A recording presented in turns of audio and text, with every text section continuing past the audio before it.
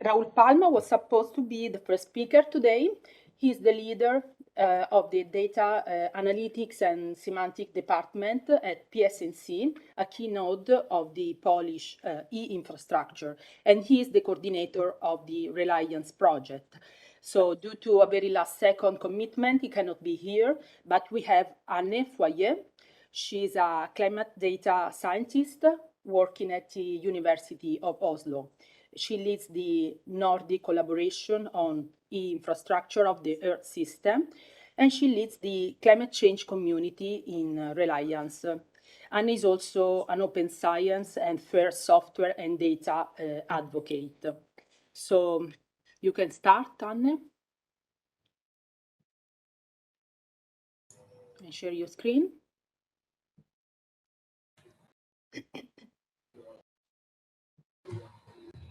And yeah, does it work? Yes. Yes, so this here.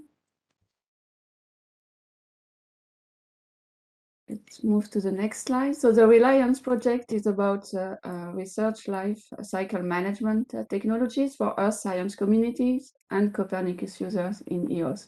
So what is EOSC? EOSC stands for the European Open Science Cloud. It's an environment for hosting and processing research data to support European science and, more importantly, open science. So the goal of Reliance is to first extend the current capabilities of EOSC with new services to support research activities. And all these new services are interconnected. So it means you can access one service from another, and it's following the EOSC interoperability framework. The second goal of Reliance is to facilitate the discovery of research results, but also their access and the extraction of relevant information. And when we talk about research results, we mean data, software, methods, workflow, etc. So it's not only the final published paper. So in short, Reliance significantly improves the management of the research lifecycle while promoting fair and open science principles. So in Reliance, we have 3 Earth science communities to showcase and demonstrate the Reliance services value. And the other community can join, will be onboarded with an open call to increase the take-up of Copernicus data and amplify the EOS support for multidisciplinary research. Below, we have all the logos for all the Reliance partners. It's a good mix between academic, research institute, and commercial partners. So the project started in January 2021, and that has been extended until, I think, June 2023. So what problems are we trying to solve in Reliance? So the Reliance vision is first to allow scientists and other stakeholders to continue doing their science as usual, but with more data, so access to a larger amount of data, but also more diverse data, so Earth observation from heterogeneous sources, and also Reliance facilitates the sharing of the results. So ultimately, what we want to do is to practice open science by default. Then we want to have better research, so more efficient research with all the resources accessible via a single entry point.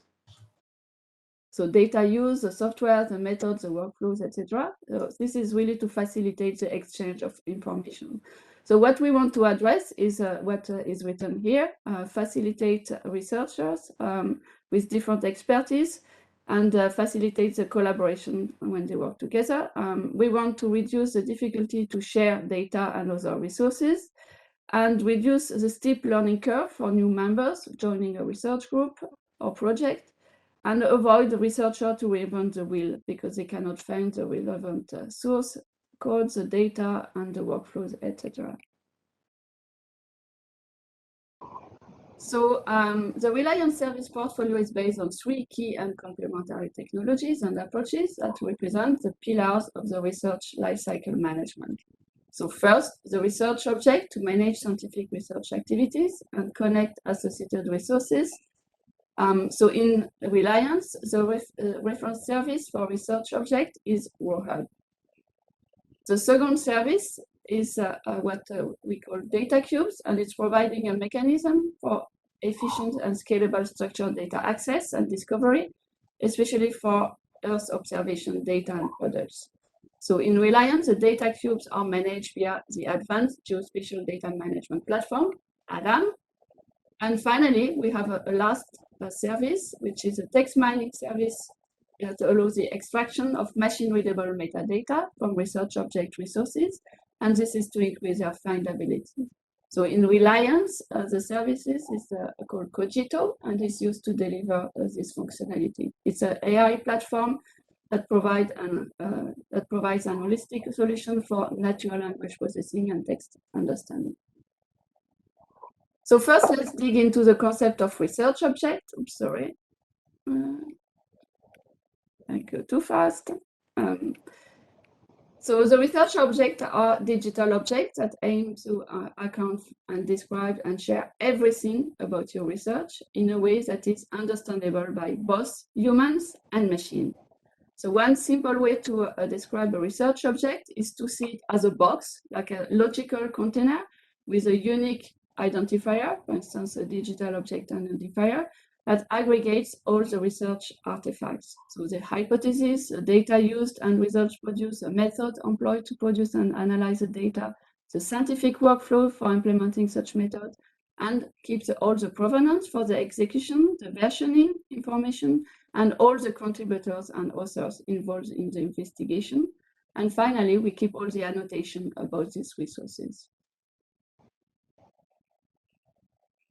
Oops. So I already mentioned the three main services in Reliance. So on this slide, I mostly want to tell you that these services were onboarded on EOSC, and they are interconnected and integrate other EOS services. So for instance, they are all integrated with the EGI check-in. It means when you authenticate, you use a single account to all the EOS services. It is interconnected with Zenodo and V2Share, which means when you publish research objects, snapshot, and releases, you can use these services. It is connected with EGI notebooks. So when you have a Jupyter notebook in a research object in ROHub, you can directly access this resource in the EGI notebook to execute it. And it is also interconnected to B2Drop. So you can store very small internal resources in your B2Drop space. And finally, it is interconnected with the OpenAir research graph. So ROHub exposes an OAI PMH interface that is used to harvest its content in the OpenAir knowledge graph. In short, it means every research object in ROHub is findable and accessible from OpenAir. So in the overall EOSC landscape, Reliance services act as a bridge between various EOS services, and they connect the resources used and produced during the research lifecycle. And this includes the data used and produced by researchers, and the method applied for analyzing the data, for instance, the Jupyter notebook, the research infrastructure at where those methods and data are run, and finally, the results published via scholarly communication services. So for instance, Zenodo or OpenAir. And all these services and interconnected services allow a researcher to do and practice open science by default. So let me now introduce the research communities in Reliance that are validating and demonstrating the value of Reliance services. So first, the sea monitoring community, and it includes the marine scientists that study the marine habitats, the present and past dynamics of the ocean and the interface between the ocean and the atmosphere. Then and this community is represented by the Institute of Marine Sciences at Siena in Italy. Then we have the Geohazard community, where Geohazard scientists are aiming at improving scientific knowledge of volcanic and seismic supersites to support disaster risk reduction. And here, this community is represented by INGV, and this is what we are talking about today. And finally, we have the atmospheric and climate modeling community, where atmospheric scientists are developing numerical meteorological ocean and climate models. And this community is represented by the University of Oslo and the Department of Geosciences. All this community are leading one multidisciplinary use case. So we are working on the impact on coastal environment during the 2020 lockdown. And we also have 5 other thematic use cases. So all the use cases are showcasing how Reliance services can support researchers and promote cooperation among scientists in earth science but these services can also be adopted by other domains and sectors. So if you want to be involved, I'm just finishing right now. If you want to get involved and use the Reliance services, okay, so you can start. This is probably the best starting point. This early adopter material. You will have introductory videos about the Reliance and the services, training materials, and also links to the Reliance open call, which you can also access from here.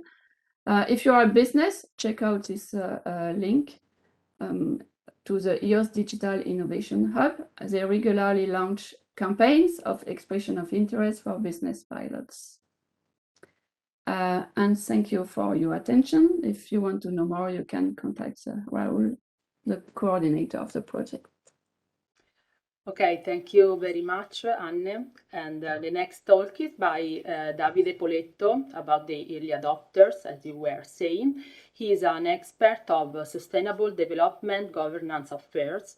He's part of the team of Reliance under the AlphaConsult UK, leading the epistemic community networking and capacity building. So, Thank you. I'm just good morning. Sorry, I'm in a enchanted forest. I don't know if you see the background. I'm not in the office today, but yeah, just from the beginning. Okay. All right. This is so I have a few slides to introduce the specific work task we are developing. Reliance project is devoted to early adopters, basically. So. Whoever he is a master of dealing with European Open Science Cloud. Maybe it's not much interest about this, but we thought that there is a lot of potential and in the early community, in early adopters community, that we can boost up and get closer to Reliance to the European Open Science Cloud. So this is a specific task we have been devised in the project. I'm leading this in cooperation with the guiding research team, with Elisa, Federica, and Anne, and also with the communication team. Okay, so what is about? Basically, we try to create a sort of mechanism or a system through to attract novice researchers and research community, but also practitioners, and within the European Union, but also outside European borders, in order to get introduced to the Reliance services, and through the Reliance services to the European Open Science Cloud ecosystem. Okay. So what we do with this is for early adopters, it means that we need to probably to coach, to train, to increase the capacity. They have pertaining which are the cluster scientific domains of the Reliance service portfolio. So basically 3 things: research object, data cube, and text mining technologies for the research lifecycle management. And we need to, to think how to step it up from introduction, briefing and seminar about this, up to clustering the researchers, and now to work together and to provide a final outputs from this early adopters program. So the first level action is the clustering of the first line of users. This is actually, we mirror a bit what Anne says about the community. So we have a community about the marine monitoring. Basically is marine litter and pollution monitoring, and it's about Geohazard disaster management, and then more about the COVID 2020 lockdown testbed for understanding our system and our biosphere. So we already somehow completed this first part. So we introduced the Reliance service to different communities. We have clustered them, and now we go to the next phase. Just to give you this an info graphic in order to provide you with, so it looks very, very easy, to tell, but in reality, we work side by side with different kind of networks and projects, also Horizon 2020 project. So in one end, we have our own networks of expert and institutions, entities who have been crossed with along the years, and they're mainly pertaining to this domain of science I just mentioned. There are also specific Horizon 2020 project, and I would like to mention Maelstrom, which is led by CNR ISMAR, and Innoplastic, which I'm personally involved. with other entities. And we also build up a community on marine litter monitoring and pollution. And then UNESCO, in particular UNESCO ICTP and TUVAS program, with whom we organize a couple of seminars.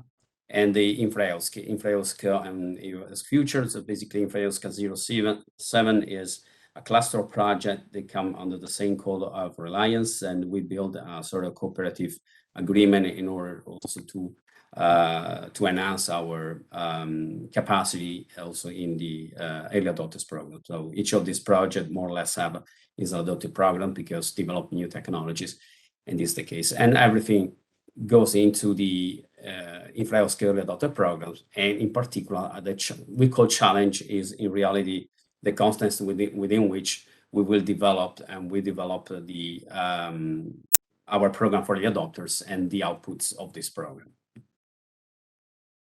And then the second thing is what we start doing a date here, Friday 25th March, when the Open Challenge it's a sort of well, a contest, cooperative contest for a younger, I wouldn't say younger researcher, but I would say early adopters. That is not a matter of age, it's a matter of being in touch or get used to these services before or not. And it is just the threshold within which you can participate. It's not a question of age. So basically it's open to all researchers. They have interest in the domains I mentioned previously.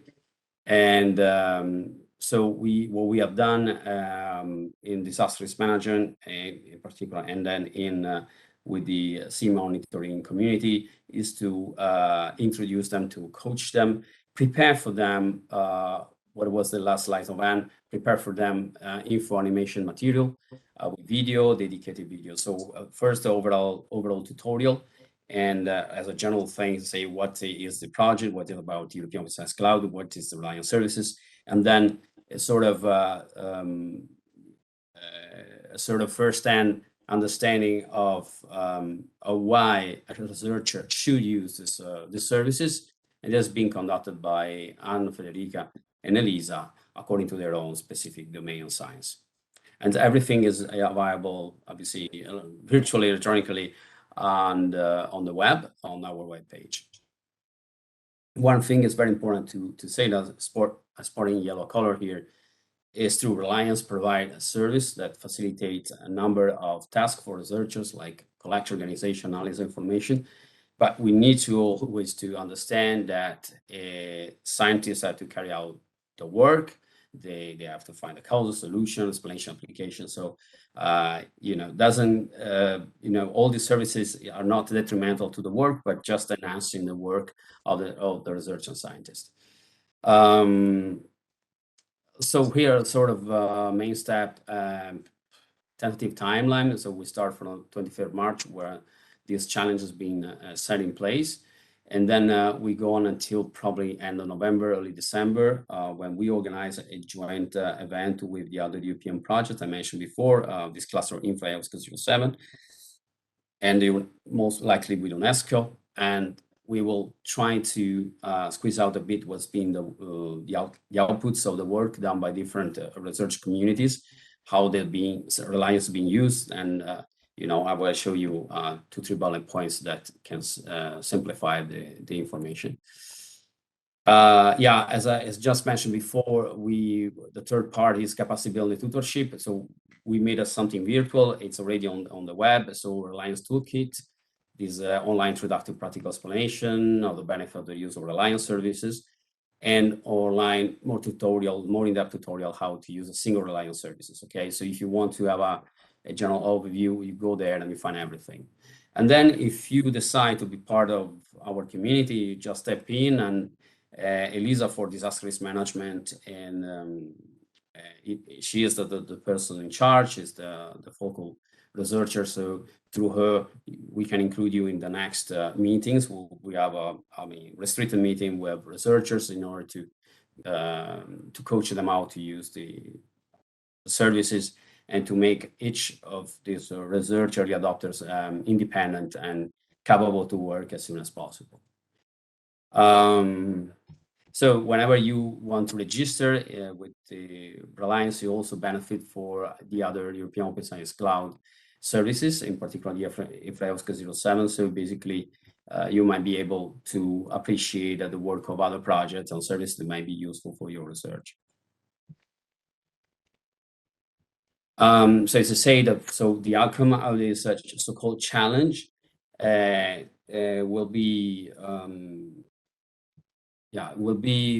part of this challenge will be somehow whatever we have developed in the challenge will be presented to the broad public in an online event, as I said before. And so what we want to do is that services that are no users are totally useless.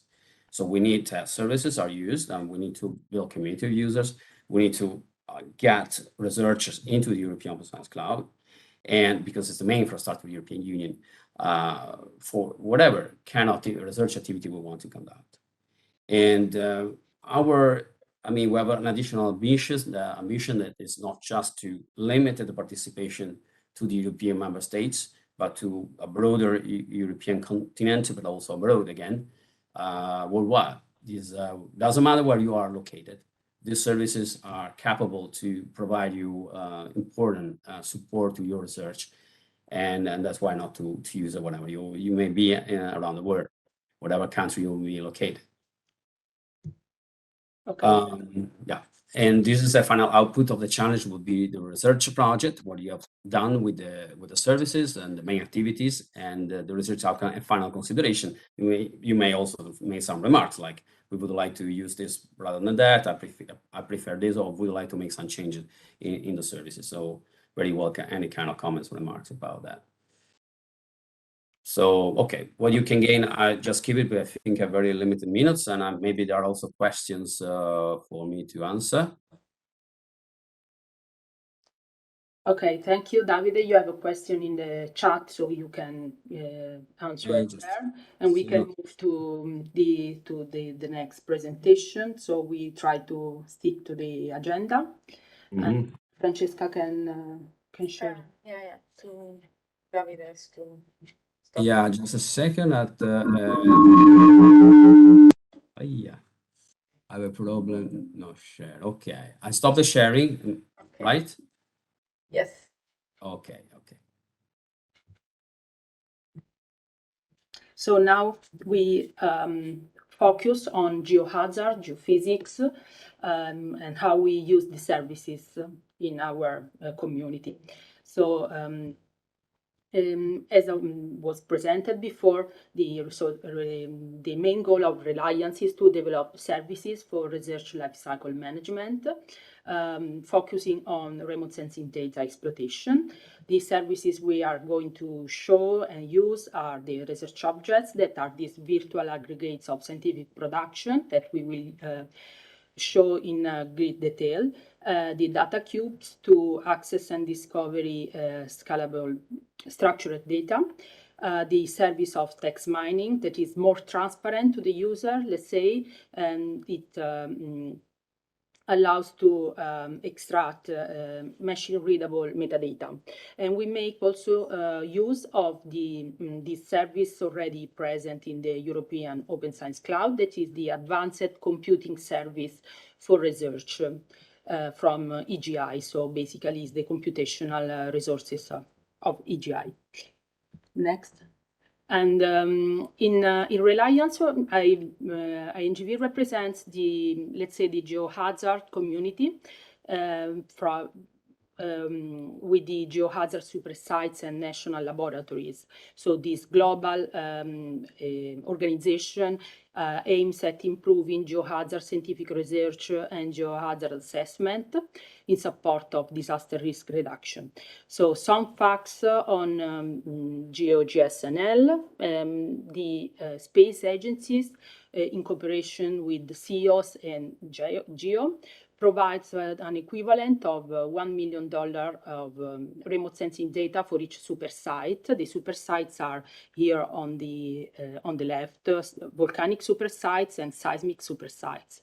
So what are the needs of this global community to easily access data, to perform timely investigations, share results, and collaborate.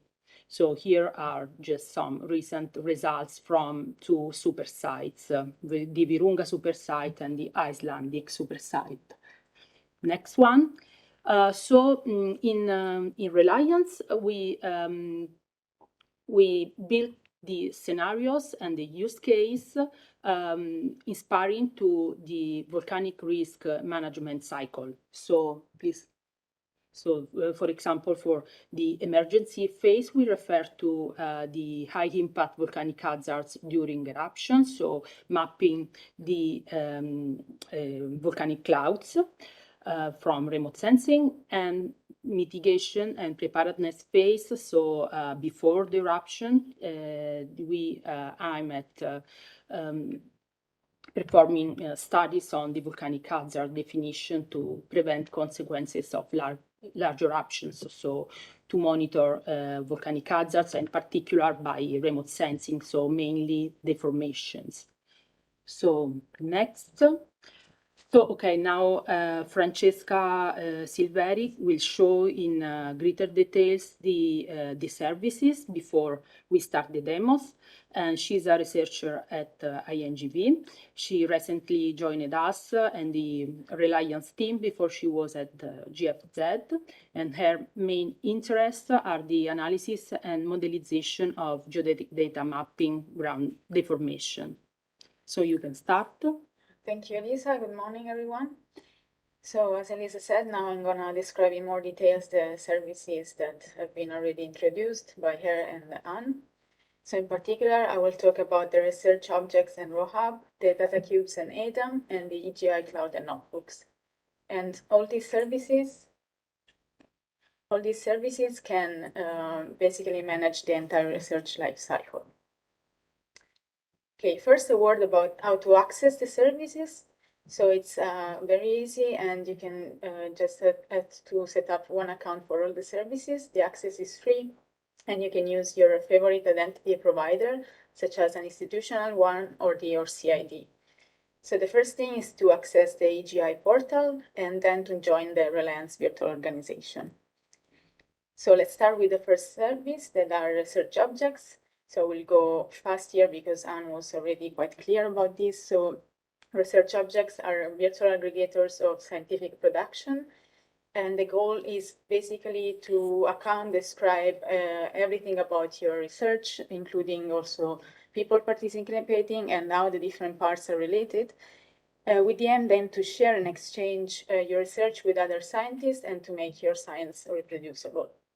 And in the framework of Reliance, the research objects are managed by ROHub, that is a platform to create and manage research objects and also a repository of research objects.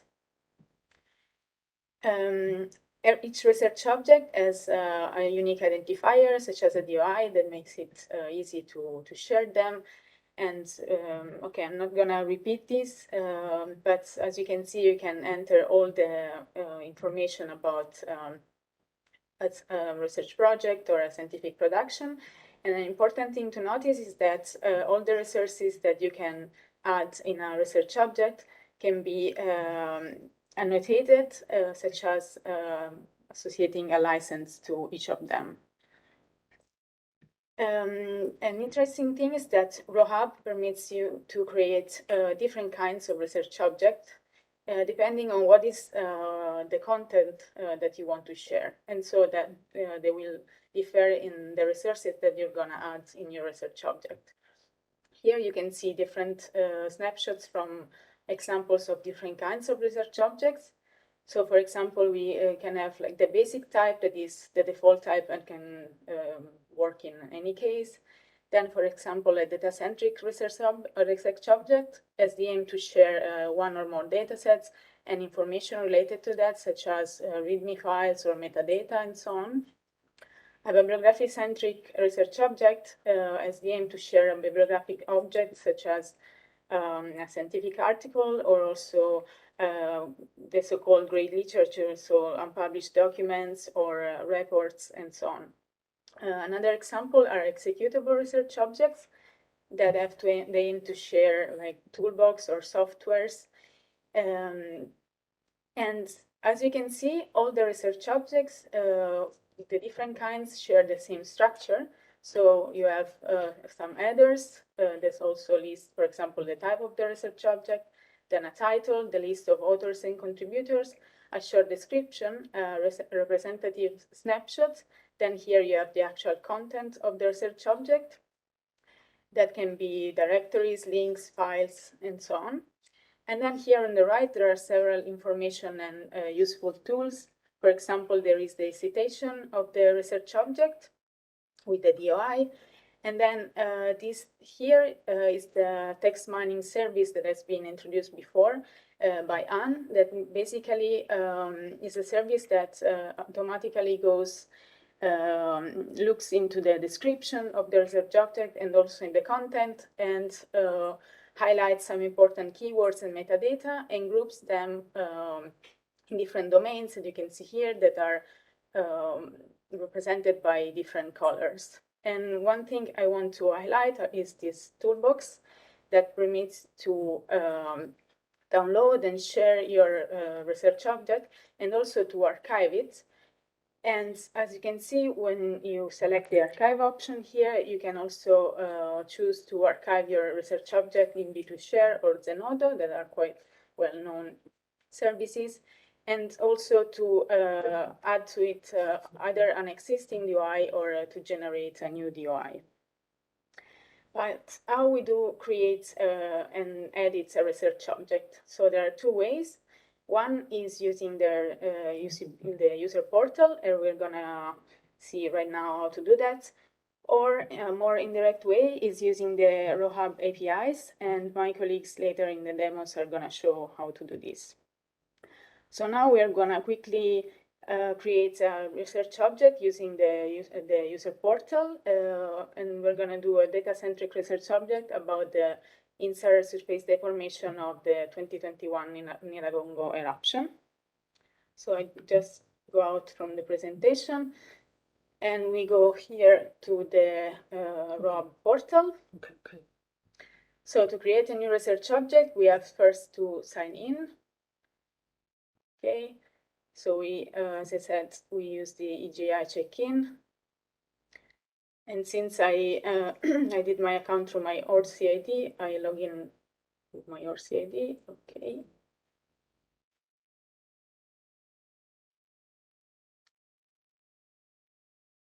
Okay, we are here. You can see my name here.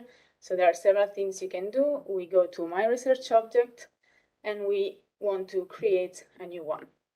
So as you can see here, there are all the steps you have to fulfill to make a new research object, and all steps are well documented, so you have explanations. So first thing, we have to enter basic information, and so a title. So I prepared here already the things I want to enter. So we are gonna write our title here, then a description that is, let's say, kind of an abstract for the research object. So, okay, we have the description, then we have to choose an access mode. We choose public here. We can add editors, the owner, now it's me. Research areas, for example, I add geophysics. Of course, the more information you add, the better it is. Here we're gonna just keep it very simple. So we want to create a data-centric research object. As you can see here, there are several types, as I introduced before. And we also want to have the template for folder structure for the content of our research object. So we say we are happy with this, and we create and continue. And we go to the second step, that is people and organizations. So we can add co-authors, contributors. Here I will add, for example, Cristiano Tolomei, that is a researcher at INGV that processed the InSAR data, and I will say is a contributor. And then you can also add organizations, etc. We're gonna keep it fast. Keywords, for example, I can say we are talking about a volcano, so I add volcano. And again, more and more information you can enter. So we go on. Then we can add a sketch that is quite useful to have like a fast idea of what our research object is about. So uploading an image of the InSAR data. here it is. Okay, so we update and continue. And here is our structure. So like the main part of the research object where we have to enter the resources. So as you can see, you can enter directories, files, links. So first thing, okay, it's a data-centric research object. So we want to add the data. And I have here a zip file with my data. So for each resources, we have to enter some information. So for example, a title, and then, for example, here we have Sentinel-1 descending orbit, a description, the type that here is they are the data set. And as I told you before during the presentation, you can also add a license for each resource. Okay, now it's uploading the data. Takes a bit. Okay. And now we have one entry here in the data part. Then we can add bibliography. And here, for example, I'm going to use the link service. So we're going to here link this, that is basically a report about Virunga volcanoes. It's a research object, but actually you can link whatever you want. And so, for example, we have a title, biennial report, again, a description, resource type in this case is like a document. And also here, if you want, you can add a license. Okay, let's say we enter also metadata. For example, we wrote a README that explains the data.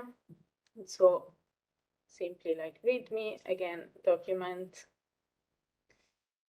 And as before, we add also this information. Okay, so we have enough information. Let's say we are happy, so we go on. And here we can also add a location, so to have a fast view about the area we're talking about. For people that are looking at our research object, this can be very useful. So we go, we have to travel a bit. Okay, and here we are, for example, we make a rectangle or a polygon. Okay, we have our area, update and continue. We can add a license for our search object, and here there are several possibilities, several suggestions. Now we keep it simple, so we're going to skip this part. And again, like other advanced metadata, let's say we are happy with our research object. Of course, we can also edit more afterwards. And here it is, the result. That has the structure that I showed you before. So the title, description, our sketch, the location, it's here, and all the content and the citation and all the toolbox that I showed you before. Okay, I hope this was clear enough, and I will go back to the presentation to show the other services. And we have the second service that are data cubes. The data cubes are basically 3D or higher dimension data sets and a series of functionalities that permit to access the data, discover them, view them, and also download them. And in the Reliance framework, data cubes are managed by ADAM, the Advanced Geospatial Data Management, that as a series of geospatial and environmental data, and as a series of functionalities to access the data, both in global and local scales and from past and present times. Here on the right, you can see a screenshot of the portal of ADAM. And indeed, you can access ADAM in several ways. The first is, as I showed, the web-based explorer for human-friendly data visualization. And you have several tools. For example, here I choose an area around Sicily with the location selection and SO2 data. And in a time in December 2018 when there was a big eruption, so you can see like SO2 coming from the volcano. And also at a specific time, you can also look at the time series of a certain data set, and you can see here the peak in December. Alternatively, you can also use the API from Etna. And about this, in the web-based explorer, there is a section called Jupyter, where actually you are directed to a series of Jupyter notebooks where there are examples on how to access the data, discover them, and also view and download them. Okay, and finally, the third service are EGI Cloud Notebooks. These are browser-based tools for data analysis that use the EGI storage and computational services. And indeed, EGI provides several services, and among them, they provide the Cloud and Notebook services in the framework of the European Open Science Cloud. So here on the right, you can see a snapshot of the EGI notebook. And these notebooks are based on the JupyterHub technology. That is a technology that permits the usage of Jupyter notebooks for several users. And you have multiple programming languages, so not only Python, but also Julia, R, and Octave, and others. Once in the EGI notebook, the user actually has the possibility of both a personal space. You can see here, I called it my folder FS, where you can create your own scripts, notebooks, edit them, and etc. But also a common space that is indeed the EGI Data Hub Cloud, where you can share files with other scientists. And you can also access the Data Hub Cloud through the EGI Data Cloud webpage, where you can sign in always with the same account. So it's a single account for all the services. And indeed, once you are in, you can see that you find the same files that we have seen that you can access from the EGI notebook. So here I just grouped several useful links to the services and some examples. And this is the end of this part. Now I will give the stage to my colleagues that will present interesting demos on how to actually use these services for Geohazard studies. So first we will have Dario Stelitano, that will present the cloud mapping using MAST and the creation of an automatic research object for the eruption of Mount Etna. Then we will have Fabrice Brito that will present a new tool for InSAR processing. Then we will have Christian Bignami that will present the analysis of time series using also the EDAM service. And finally, Elisa Trasatti that you met before that will present the data modeling with VSM, also creating ROHub using the services in the EGI Data Hub. And thank you very much for the attention. You can share your screen, Dario. So let's start. Yes. You hear me? Yes. Share your screen. Dario Stelitano is presenting the first demo, the first of the 4 demos of today. He's a technological researcher at INGV. He works on satellite, mainly optical data for volcanic and environmental applications. And the demo today is on Mount Etna volcanic clouds mapping, multi-mission acquisition system, and automatic research objects creation. Go. Okay, thank you, Elisa. Today we talk about our multi-mission acquisition system and the automatic creation of research object for volcanic application. So the summary, we talk about Meteosat satellite and Silverii sensor, detection and retrieval of volcanic clouds in the atmosphere, our multi-mission acquisition system, the procedure, dark pixel procedure and volcanic plume top height, the research object API and the creation of the research object. So the volcanic hazard has an high impact in the society, both for the aircraft and both for climate change. For aircraft, the problem is that the temperature fusion of the ash particle is lower than the operational turbine temperature of the flight. So when flight pass inside an ash cloud, the problem could be a loss of engine power, engine shutdown, abrasion of turbine blades and window.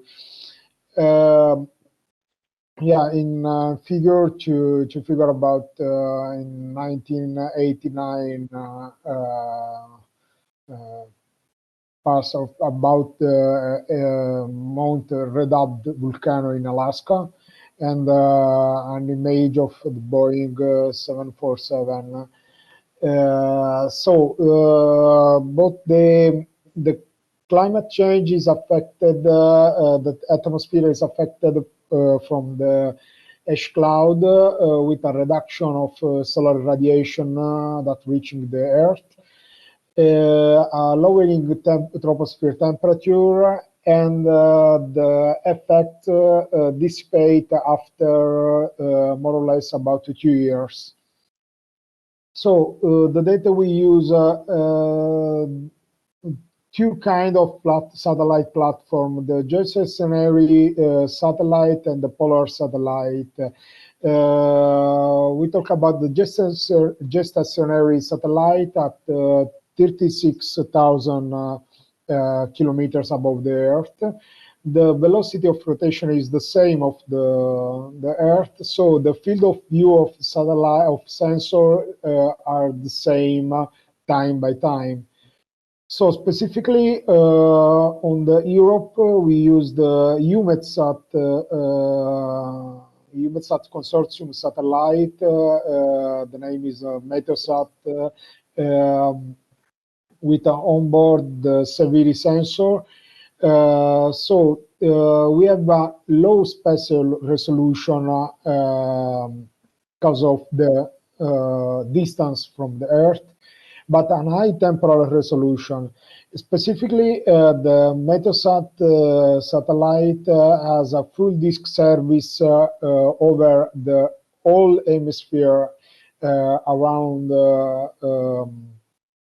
0 degree of longitude, with 96 images per day, one image every 15 minutes. The same satellite has also a rapid scan service over Europe, with one image every 5 minutes and 288 images per day. So this is an example, and this is the description of the sensor. So the Silverii is a radiometer with 12 band, 12 channel in visible near-infrared and thermal infrared wavelength. So our acquisition system, INGV MAST, Multimission Acquisition System, is a data acquisition processing from sensor on board both polar and the geostationary satellite platform. Is multifunctional, so we use for volcanic data, but also for environmental data. The acquisition is in real time as resilience with a local data acquisition processing and twin acquisition chain.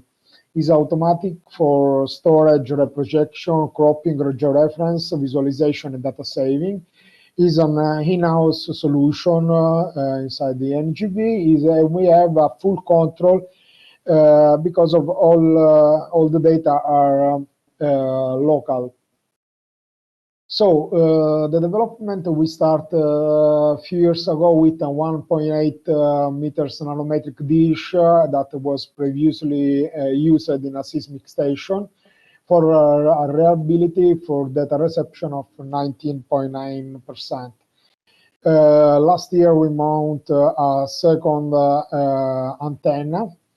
Below the two antennas, we have the receiver, satellite receiver, and a redundant acquisition and processing server for processing and storage also. After that, we have an open source data processing software that, as I said, is also used not only for volcanic data, but also for environmental data. For example, this is the light pollution during COVID lockdown 2 years ago. So for volcanic cloud detection, we use an RGB composite between 8.7 microns band, 11 micron temperature, and 12 microns. This because of is a we have an highlight of ash cloud in red and SO2 cloud on green that permits us to detect well the clouds that are emitted from Etna, but also from other volcanoes. So for the detection and retrieval, we start from a full disk. This is an RGB of full disk from Metasat. We crop over Europe. Then we crop also with another area around the Etna, in this case around Sicily. And then we overlap the coastline and the latitude and longitude grid and the timestamp and other things. Finally, we produce data, but we produce also after an eruption the video. This is, for example, the video of 12. So this is the cloud emitted on 12 March 2021. That due the eruption. So we detect also after many hours after the finish of the eruption at the event.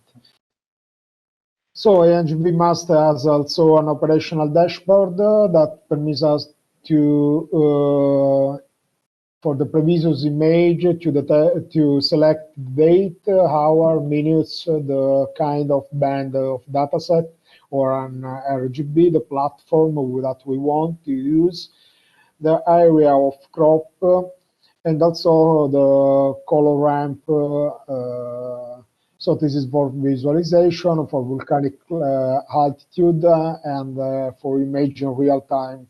And also to have the profile of VMO radio sounding station that we want to show. So the volcanic plume top height is one of the most important parameter during an eruption because of the transportation of the ash cloud in the atmosphere. It depends a lot from the altitude. So we start from the temperature, brightness temperature at 11 micron, and we compare that with a radio sounding profile in the area.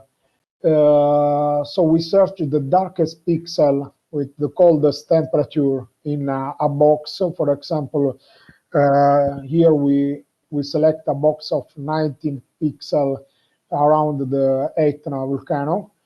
And where there is the thermodynamic equilibrium, this is the top height of the cloud. So we retrieve this that measure time by time every 15 minutes in this case during all the eruption, and we create an interactive HTML that we show in the other slide. So the ROHub API Francesca and Elisa talk about that. The documentation is fully documented here at this link, starting from the installation of the libraries, the Python libraries, the authentication, and the method for creating the new research object. So now I go outside my presentation and I show the my Jupyter notebook with Python code. Here I show only the code for one single eruption. So we produce, we start one notebook for one eruption and many image, every 50 minutes, one image, and we create only one research object. But for 2021 eruption, Etna eruption, we start a loop where we change the date and create the automatic research object for all the eruption. So we import libraries, standard libraries as OS, Patlib, JSON, and specifically the libraries of research object. So from ROHub, we import ROHub and the setting. After that, in this other cell, we insert the URL of RGB video we have created previously, and the BTD video. BTD is the brightness temperature difference between 11 and 12 microns to distinguish the ash from the ice. So after that, the country full name, Italy, volcano full name, Etna, the volcano coordinate, the variable name, unit, the long name, the date of the eruption, the sensor we want to use. So in this case, the severe rapid scan, the crop around the area, in this case, the central Med Sea, and an outpath. So all the data are local. In this case, in this demo, the data we use are on our system, and so we use also the internal resources inside the research object. So the first step is the login. Francesca did this in the previous presentation using the ROHub interface. We do the same on the Jupyter, inside the Jupyter notebook. So the ROHub login with a username and password. After that, if I want to show the list of my research object, we have a method, so list ROHub.list my rows. We define the collaboration, in this case, Luca Merucci and myself. The organization, National Institute of Geophysical Volcanology, the URL and the ID. And we define a list with this information. We define also the founding. The founding in this case are Reliance. The founder name is European Commission. We have a grant ID. And the license is MIT for data inside. So the second step is the creation of the research object to share our work. No? So we define the title with the name of volcano, the date. We define the research area. In this case, Earth science. The kind of research object, the type of research object. You look that there are many types of research object. We use the data-centric, and a description of that. After all this information we define as variables, we put inside as optional attribute in the rows create method. So the second step is finished here. So with the research object that was usefully created, we show the metadata of this research object. So it's a dictionary with an identifier, a shared link, title, description, the status, if it's public or private research object, and other information that are useful. After that, if you want to put additional authors or contributor, we put here with set authors. And we add the publishers and the copyright holders. In this case, the publisher, the copyright holder, the same with optional attribute agents, and with the list publisher we defined yet. So here the same, we add the previous founding information we create with a method add founding. And the license, so with the license ID equal MIT that we define as previous, as license library, sorry, variable. Finally, we want to aggregate resources. We show the list of folders inside the research object. As data-centric research object with a template are automatically created the bibliographic data, metadata, and raw data folders. We add the Scratch as internal resources, in this case an image of eruption. The RGB video as external resource is an YouTube video, a BTD video, and also the bibliography for dark pixel procedure description and multi-mission acquisition system description.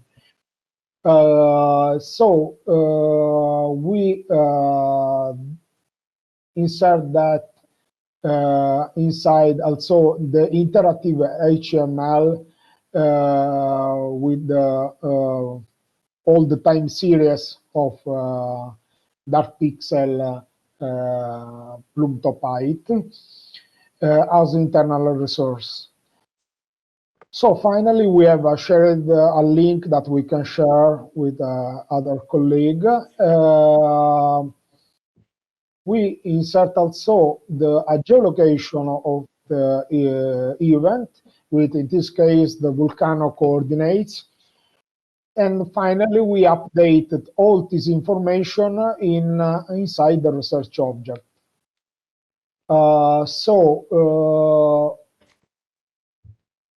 Finally, I have the link. I have this link here. I go on ROHub platform, and I found my research object I create. So the author, the description, my stretch image, the location with the coordinate of Etna, and inside the content with the bibliography. For example, this is the bibliography of Multimission Acquisition System description, the bibliography of the pixel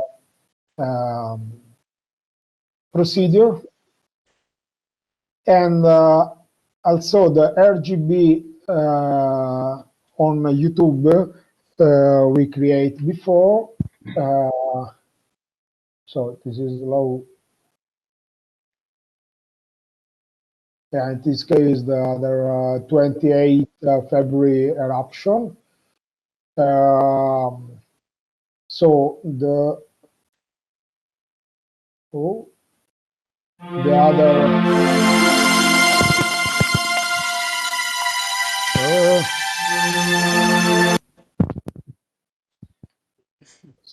other video of brightness temperature difference, and finally the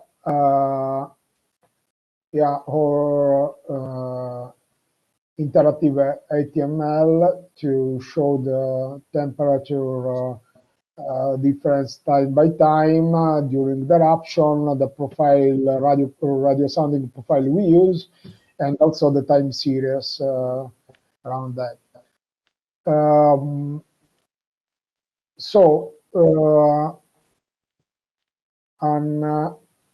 summary of the API, the method I use. So I use the ROHub login, ROHub list to list my research object.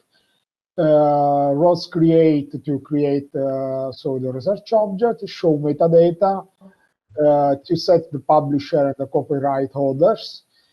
Another method to add the founding, list set license, list folder, to add the internal and external resources, and to add the geolocation. So that's all from my side. Thank you for your attention.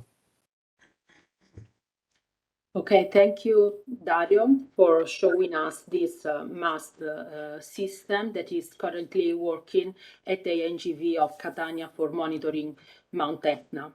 And you also firstly introduced the ROHub API and its use. And so if there are questions for Dario, we have time. Let me also remind you that we have a shared document in which you can leave your email address, and it's in the chat. So if there are any questions for Dario or for the APIs, or also for the presentations of before. Well, good morning. So welcome back. Let me introduce you. Okay, thank you. So we go now to the second demo of today. It will be given by colleagues from Terradue, SME, and the first one is Fabrice Brito. He leads the applications and technologies units, fostering the gap reduction between EO applications and cloud platforms, and also Simone Vaccari. He's a EO applications engineer. So the demo is on the InSAR processing with Snapista. So, okay.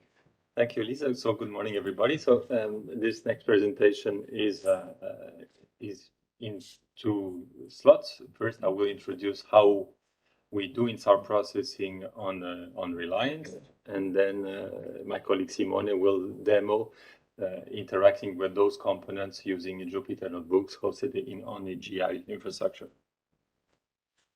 So the building block I'm going to talk about is the Earth observation data pipelines, and it's a service layer for systematic execution of Earth observation applications.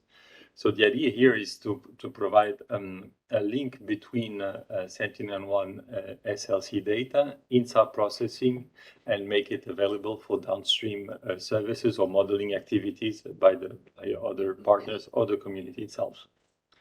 So in the end, those data pipelines start by a data challenge, such as the one that I referred. In the end, it delivers an analysis-ready data. And in our demonstration today, you will see the coherence, displacement, and interferometric phase generated by a snap-based processing. So the element of that is triggered within a data pipeline is what we call an EO application package. And this term was defined by the Open Geospatial Consortium. And this element is a manifest describing the data processing application components. So those elements are the parameters, the software item, the executable, the software dependencies, and the metadata. And so the goal of an application package is ensuring that you write once the application and it's portable. It runs on your computer. It also runs on a cloud-based platform using, for instance, Kubernetes as a processing resource that is being used by several server cloud providers. And so the data pipeline application is deployed and exposes what we call the OGC API processes. It is a REST interface so that machine-to-machine interaction is seamless. And this is what my colleague Simone is going to show in one of those notebooks that we have prepared for this occasion. Okay. So the EU application package relies on the Common Workflow Language, which is an open standard about how to describe computational workflows that orchestrate command line tools. And those command line tools are included in containers. And the fact that those command lines are in containers, we solve the runtime environment and dependencies. So we ensure that what you have written within a container will actually work in different contexts. So we know that computational workflows in our domain often apply different patterns at each of the processing step of the directed classically graph. For instance, you can have a fan-out pattern and then an aggregation pattern that is a fan-in. So this is actually managed by the Common Workflow Language specification. And the Common Workflow Language Runner, which is an application that understands this YAML description file of the application package, transforms that into executions of the command line tools within the containers, ensuring that all the volumes that the application needs and all the parameters to the command line tools are well corrected and formed so that the execution can run smoothly. And so once the EU application package is done, so typically in our case, this is InSAR processing using Snap and Snapista.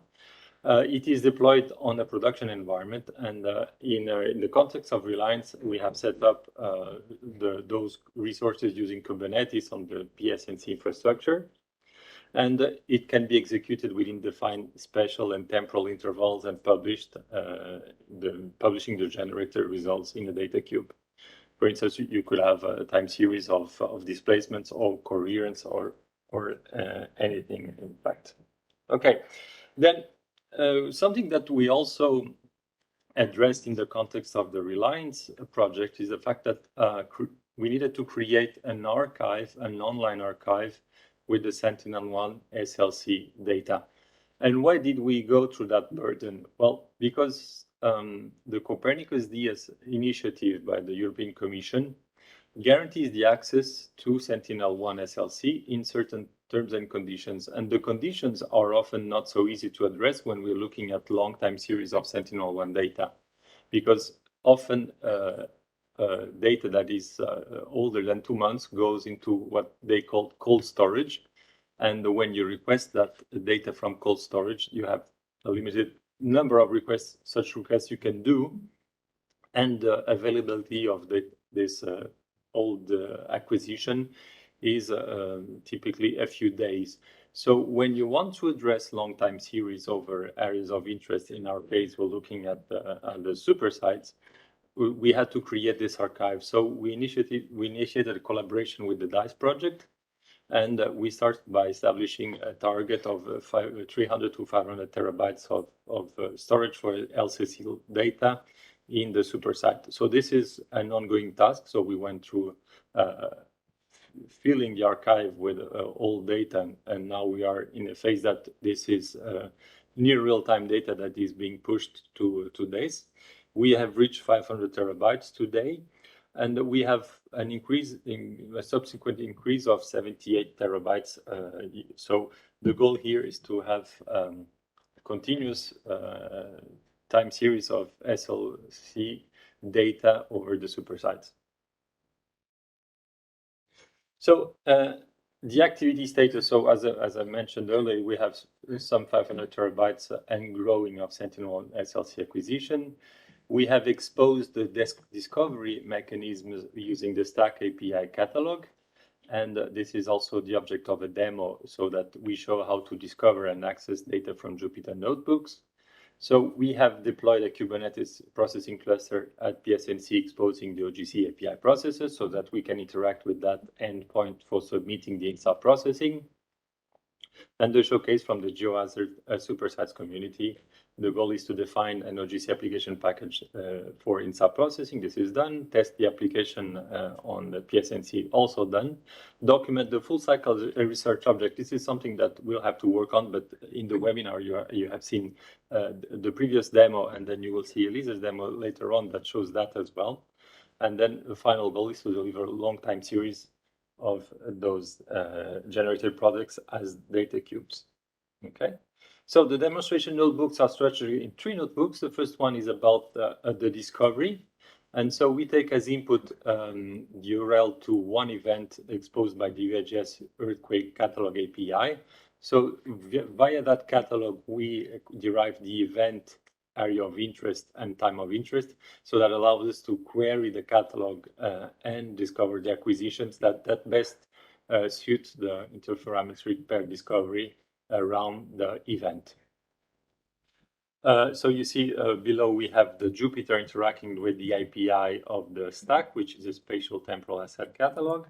The second notebook actually interacts and triggers the Snap InSAR processing service execution and monitoring. It uses the OGC API processes, as mentioned earlier, and relies on the Kubernetes computing environment hosted at PSNC. So we had this time we have the Jupyter interacting with the OGC API processes that in turn interacts with the Kubernetes underground layer, executing the application package with a common workflow runner dedicated for this Kubernetes environment. The final notebook is about the result inspection. So the results of such a processing go to an S3, which is an object storage, and the results are described using a stack. Stack in this case describes the displacement, the coherence, and the interferometric phase. And those files are in the cloud optimized GeoTip, so we actually don't have to download them to access subsets of that data. And those files are on S3 object storage at PSNC. And so I will now leave the floor to my colleague Simone, and I will come back with the key points to the takeaway messages about this building blocks in Reliance.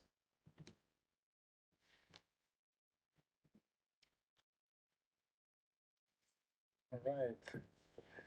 Can you see the screen? Yeah? Yes. Okay. Okay, thank you, Fabrice. Good morning, everyone. I'm going to start by saying that all the notebooks and the materials presented here are on this repo, where you can see the 3 notebooks, the environment YAML file where all the packages needed are listed, and the README with the terminal command line commands that are needed to install the environment and the kernel needed for the demo. Okay, so I start with the first notebook. Let me go on presentation mode. Okay, so the first notebook is to discover the pair of Sentinel-1 data that is best used for diachronic interferometry. We do that by using PyStack client to access these data from the catalog.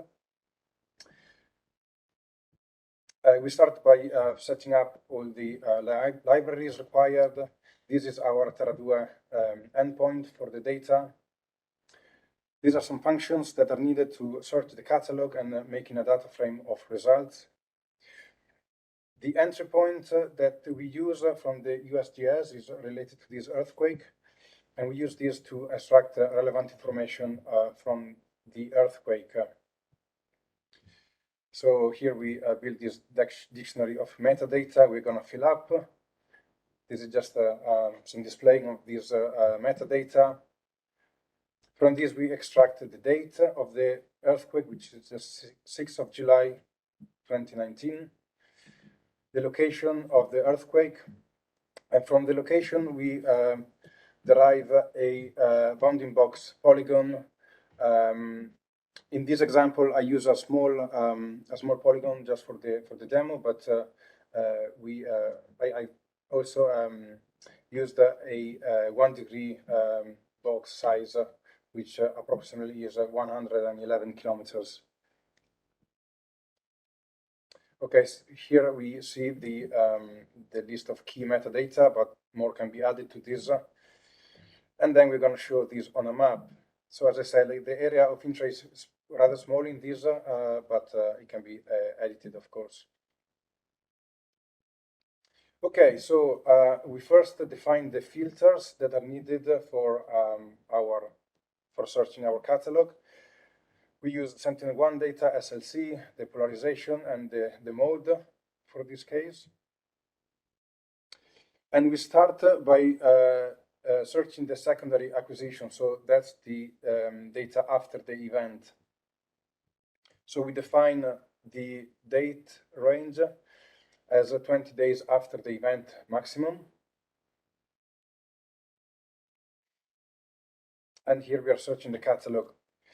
I'm going to print the results in this interactive way, so we can see that there are 5 Sentinel-1 data that have been found. Here we can easily see the properties of this data. I'm going to print out a data frame, which is a bit nicer way to show these results.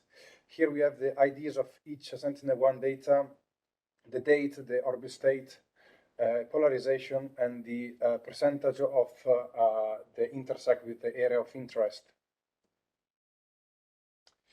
Now I'm going to add the days after the event. You can see the column right here on the right. And we're going to plot this on a map. So see the area is there, and then here we have all the Sentinel-1 data that has been retrieved. To select the best one, we have used this criteria. So the first is the largest intersection with AOI, and also the closest to the date of the event. So in this case, we find that these Sentinel-1 data is the best fit, which is 100% intersect with the AOI, and 4 days taken after the event. So it's the 10th of July right here. From this, we extract a bit more information, more technical information about this data set, such as the relative orbit and the polarization used, which we're going to add it to the parameters that will be used for selecting the reference data, so the other image. Here, just highlighting this data on the map. Okay, we move on to the reference acquisition now. There is another parameter on the date range that we defined as a maximum 24 days before the secondary image. And we're going to add it to the parameters. Now we search the catalog again. And we see that 6 items, in this case, have been found. Let's create the data frame as we did before. Okay, so we have this data frame here with the IDs of each Sentinel-1 data. From here, we have also the AOI intersect. And we are plotting the number of days before the secondary image. And also on the top right column, you can see the percentage of intersect with the secondary data that have been retrieved previously. Let's plot this on a map. So you can see that now we have also used the same relative orbit of the secondary data. And here, as before, you can easily show them and visualize them on the map. Now, to select the best reference item, we use the best intersect with the secondary image and the number of days before the secondary image. And in this case, we select the top two reference. You can see here reference 1 and reference 2. They both have 100% intersect with the AOI and the secondary data. One of them has been retrieved 12 days before the secondary image, and the other one 24. So our top will be the first one, taken 12 days before the secondary image. I'm going to plot them on a map and highlight them. And now, yes, this is the final interactive map where we have the AOI, the secondary image, and the best two reference images. We're going to plot the data frame of these. And this is just a printout of the key information. So the Sentinel, the reference ID and the secondary ID, as well as the AOI, which we're going to use for the second notebook, which I'm going to open now. Okay, so this completes the first notebook on the discovery of the Sentinel-1 pair. Now I'm going to move on to the second notebook.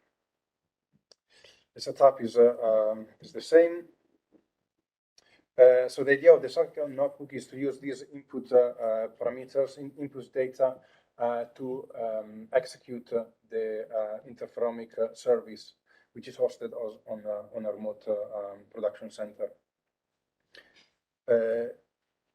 Here is defined the name of the service, Sentinel-1 InSAR. This is the version used currently. That's the endpoint of the service. The first thing we do is retrieve information of the service, so we can print out some basic information, such as the name, the abstract that explain what the service does.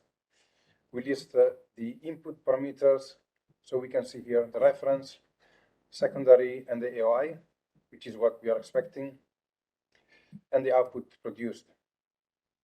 Okay, now we are ready to submit a job.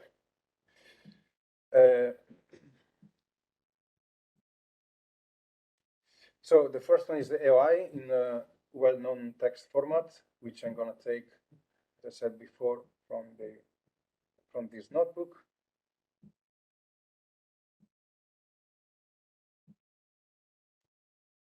Okay, and now is the IDs of the reference and the secondary Sentinel data.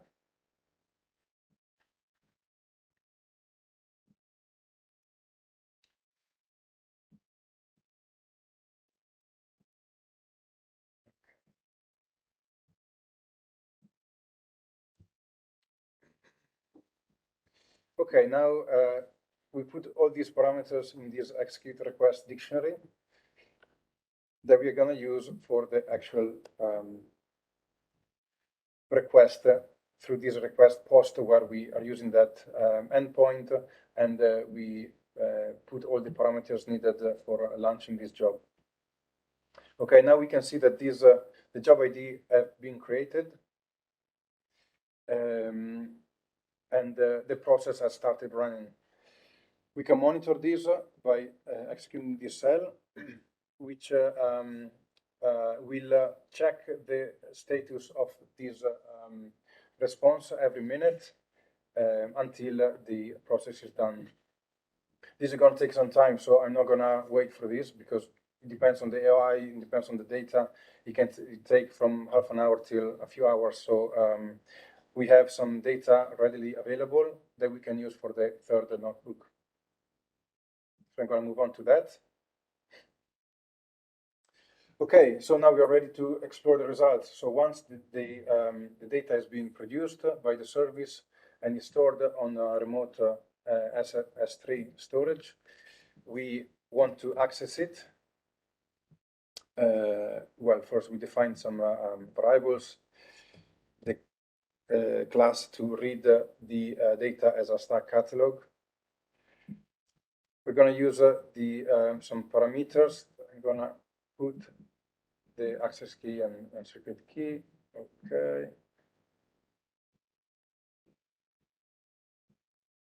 So the configurations are all set up. on this S3 settings as well, with the region name, endpoint, and the access and secret key that I just input. And these are also some configuration settings for GDAL, which are needed for reading the data without downloading them. So it's a light way to access the data remotely. Okay, using the job ID that I have saved here.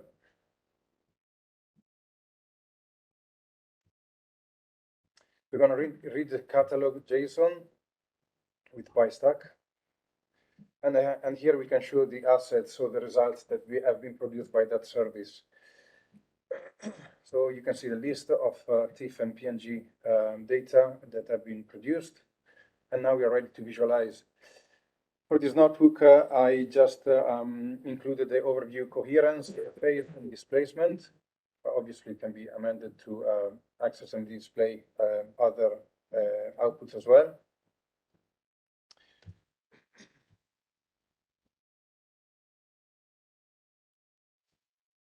And here we can see that data is plotted in this loop. So we have the coherence here, the phase, and the displacement used using matplotlib. And this ends the tutorial sessions. So now I think over to you, Fabrice, for the key notes. Thank you. Okay. Let me stop the screen.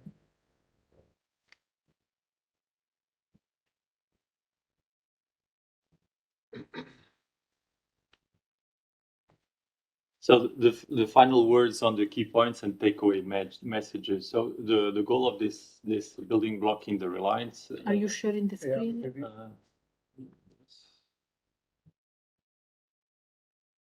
No. All right, sorry. Okay. Now I lost this. Okay.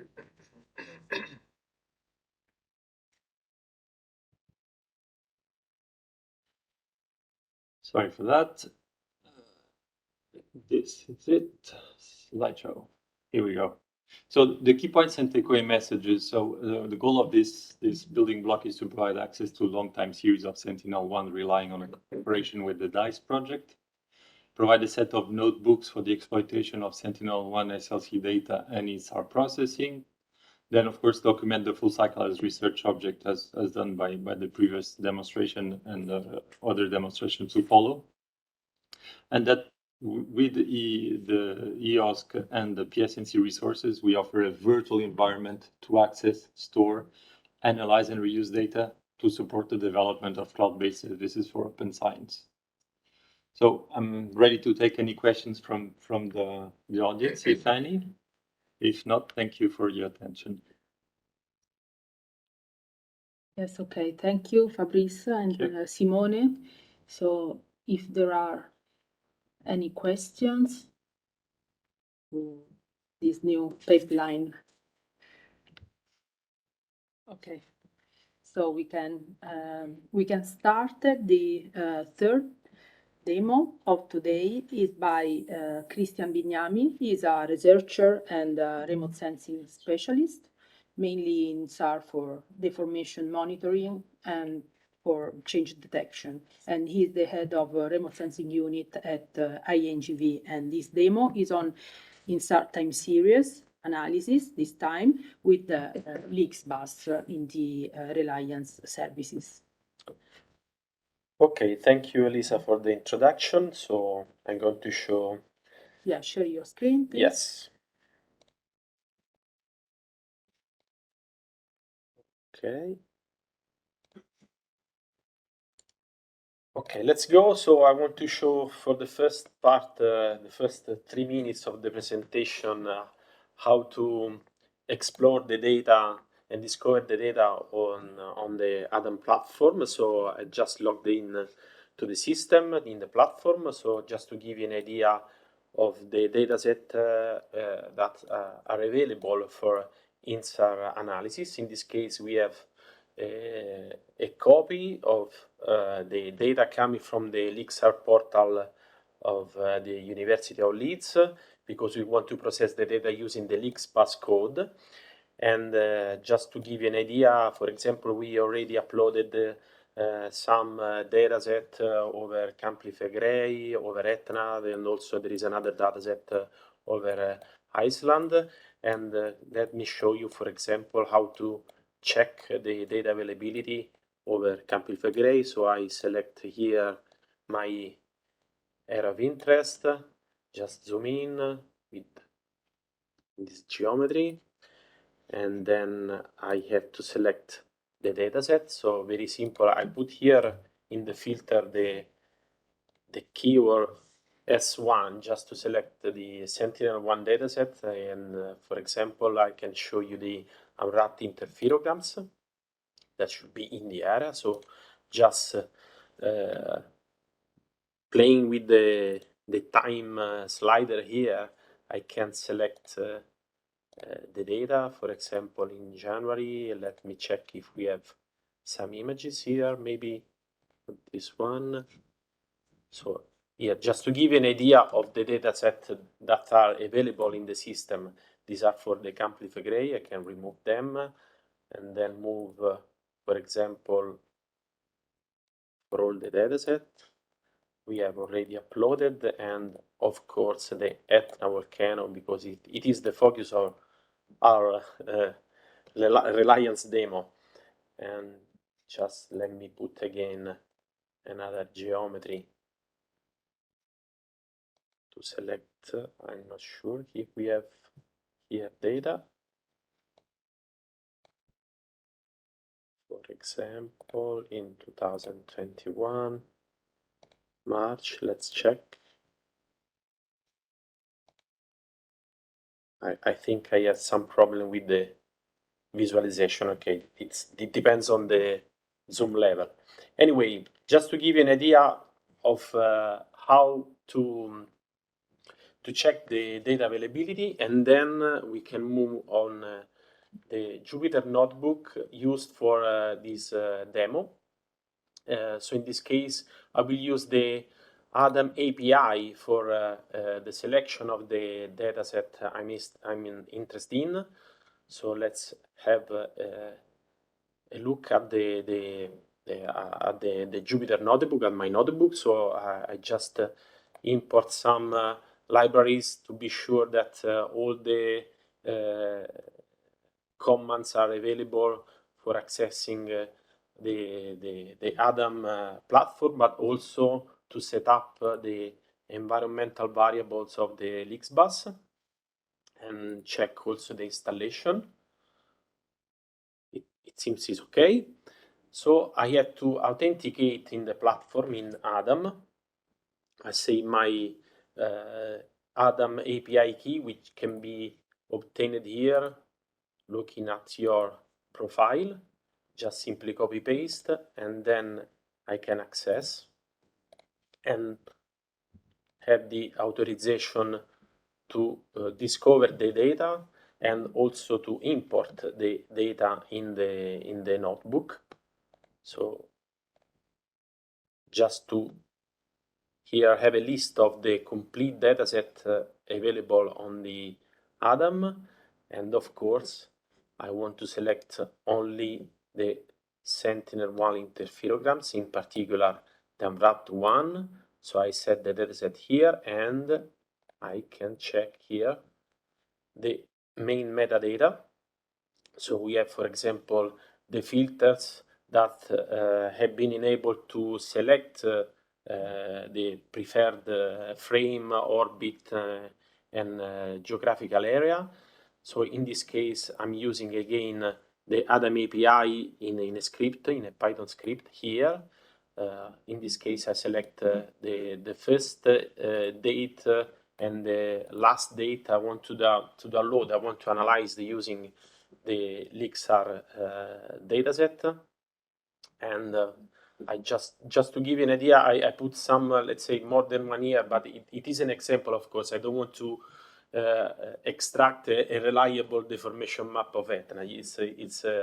Let's say it's a demo, so the main objective of the demo is to show how to integrate the LiCSBAS in the Jupyter notebook and obtain the main output that can be used for the creation of the research object at the end of the processing. So I don't want to show you the complete run of this command here because it takes, let's say, more than 30 minutes, maybe much more. It depends, of course, on the connection speed and also the amount of data we are downloading. So I want to skip these steps, but I want to here show you just how the script works. It is creating all the structures of the folders to allow the script of LiCSBAS to work properly. So we have here the folders containing the interferograms and the unwrapped phase and also the coherence data.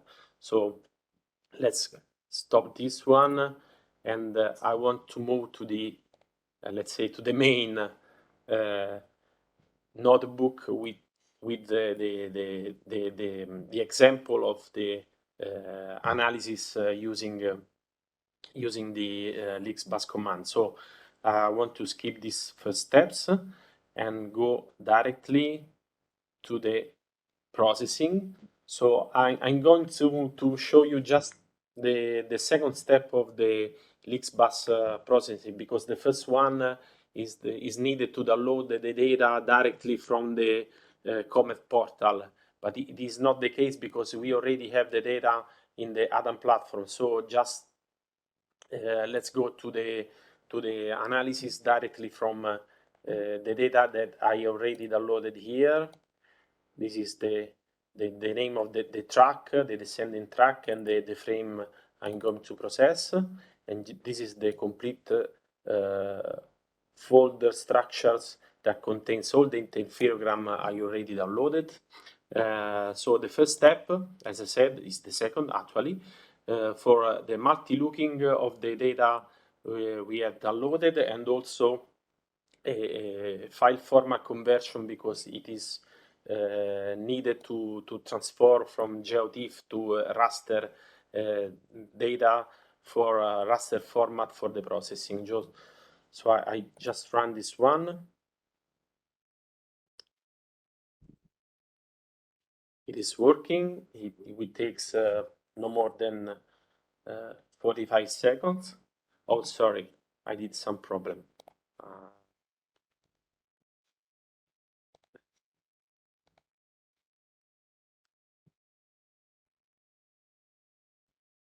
Okay, it is working.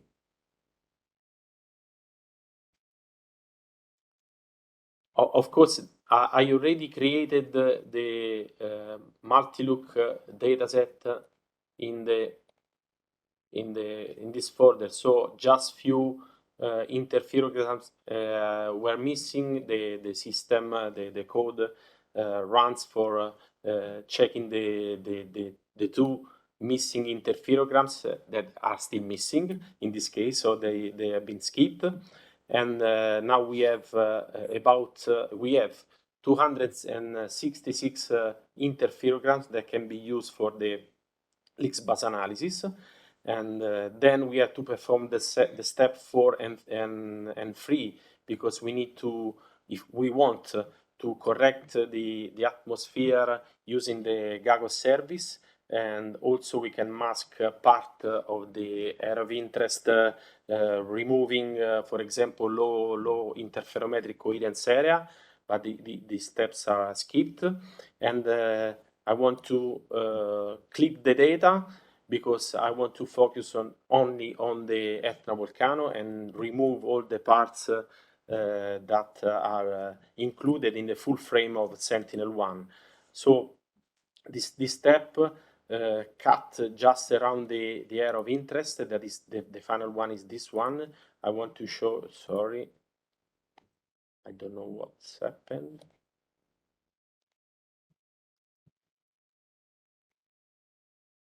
Okay, and then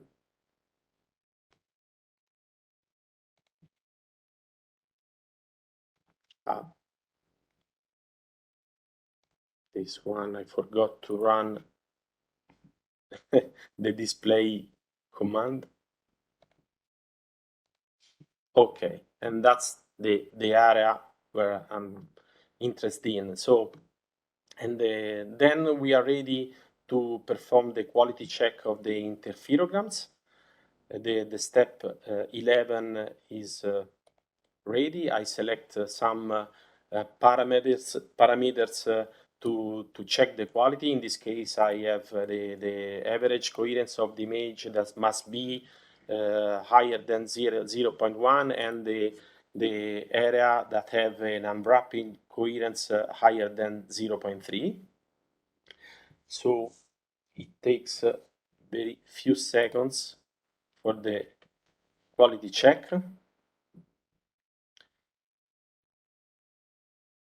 And then after this step, I have at the output that some interferograms have been discarded because they are, let's say, I would say that they are empty, because looking at the unwrapped coherence here is 0. So if I want to check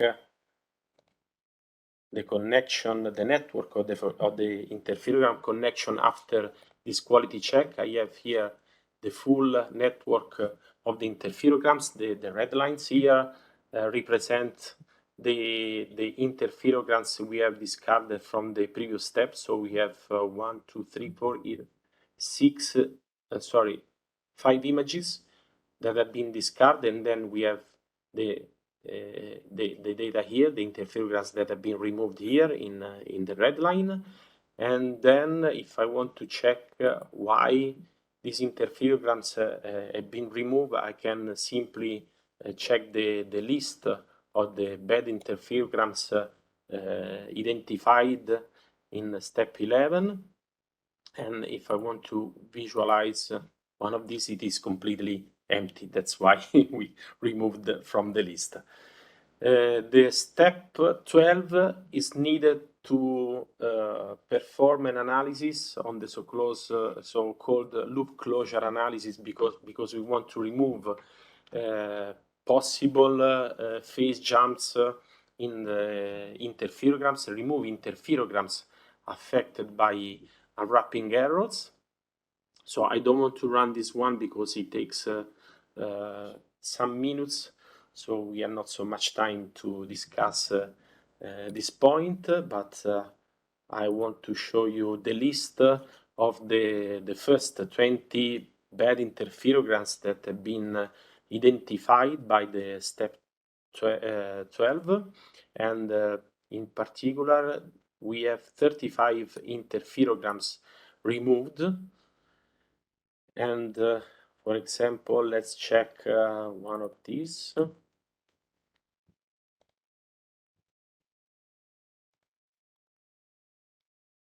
So I guess probably there is some phase jumps here. I don't know if you can see the image there, just in the top of the volcano. And I can also have a look on the triplets used to analyze the phase closure. And I already selected one image to demonstrate how the phase loop is working. So we have here the triplets, the 3 interferograms that should present a phase loop close to 0. In this case, we have the standard deviation of 2 radians, so we need to remove this interferogram. I guess that we have some phase jump here and also in the top of the mountain, probably during the time period I want to analyze, there was an eruption, so that can explain why we have some phase jumps in the top of the mountain. And after the step 12, I want also to check the present situation of the network of the interferogram connection to understand how many interferograms are already in the processing, how many interferograms have been removed after this phase closure analysis. So again, the red lines are the removed interferograms. So the network is still quite good. We have a gap here, so we have a disconnection between these few interferograms on the left and the other big part on the right side. And then we are ready to perform the step 13, that is the single value decomposition inversion. So we are now generating the first estimate of the deformation, the ground deformation velocity, using all the interferograms remaining after the step 11 and 12.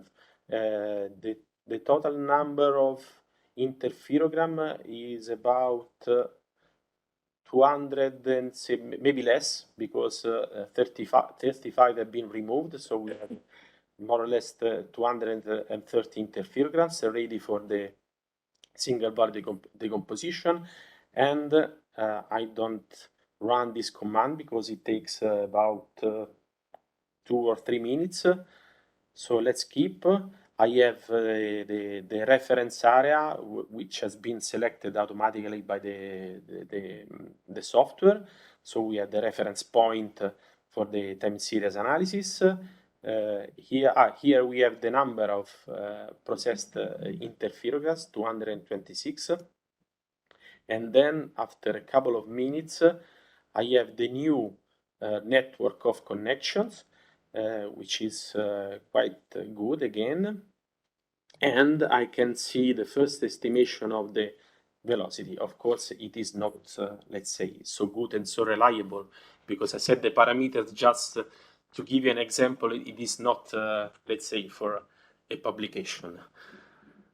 And after this step, I can estimate the standard deviation of the velocities, because it is needed to perform the masking of the pixels that have, let's say, some threshold about the precision, but also other investigation about some other errors that can be produced during the processing.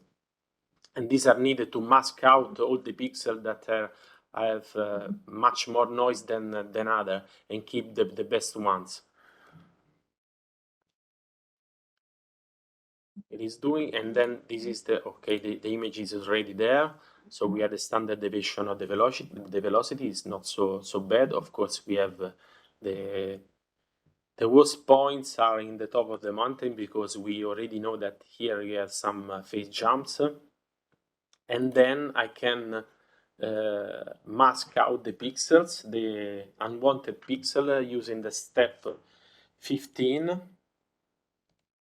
Here, just to give you an idea of the parameters that I can set in this command. For example, selecting the average coherence value to mask out the pixel below a certain threshold, the unwrapped data available, the threshold on the standard velocity that I have computed before, and also some other information, like, for example, the gap in the network, or the spatio-temporal consistency that depends on the capability of to follow the linear fit of the motion, and other one. We have also some default parameters, but I set this value just for give you an idea of the results. So we have that at the end, for example, by setting this average coherence threshold of 0.3, 45% of the pixel have been masked out. So this is what I have at the end. So we have the velocity masked after this selection. This is the mask that has been applied, the map of the coherence, and also here I have some information that can be used to set again the values of the parameters to try to get in the map much more pixel than the one represented here in the first image. So, for example, if I want to keep, I would try to keep some points in the top of the mountains. Maybe I can raise up the loop error in the phase loop error in the threshold and also the residual from the linear fit. So let's get back. And I set the loop, let's say, for example, 6. Oh, sorry.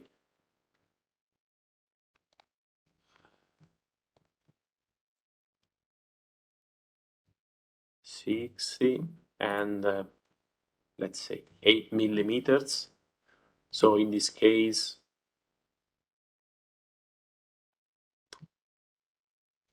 I'm still losing pixel because of the quite high average coherence. So I can set this one, for example, 0.1.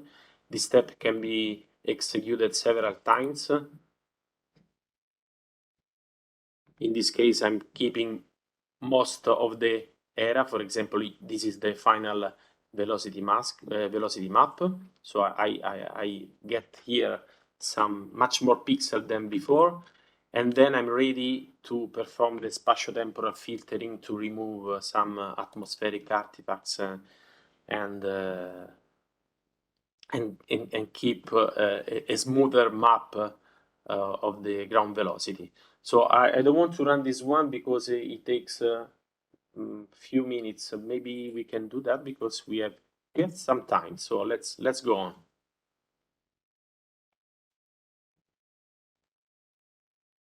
Okay.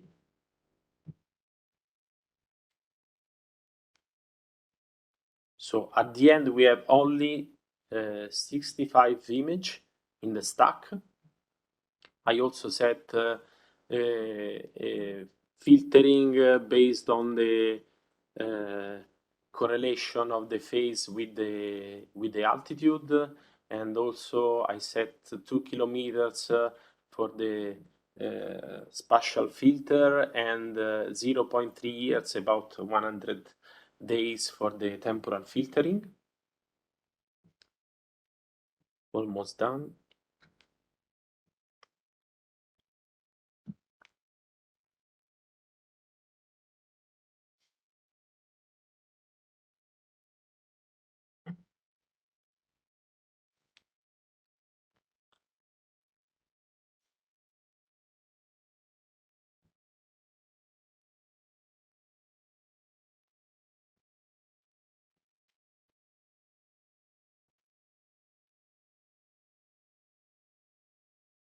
Maybe less than 1 minute, and when we obtain the final velocity, so we have the high pass filter and low pass filter for the atmosphere estimation.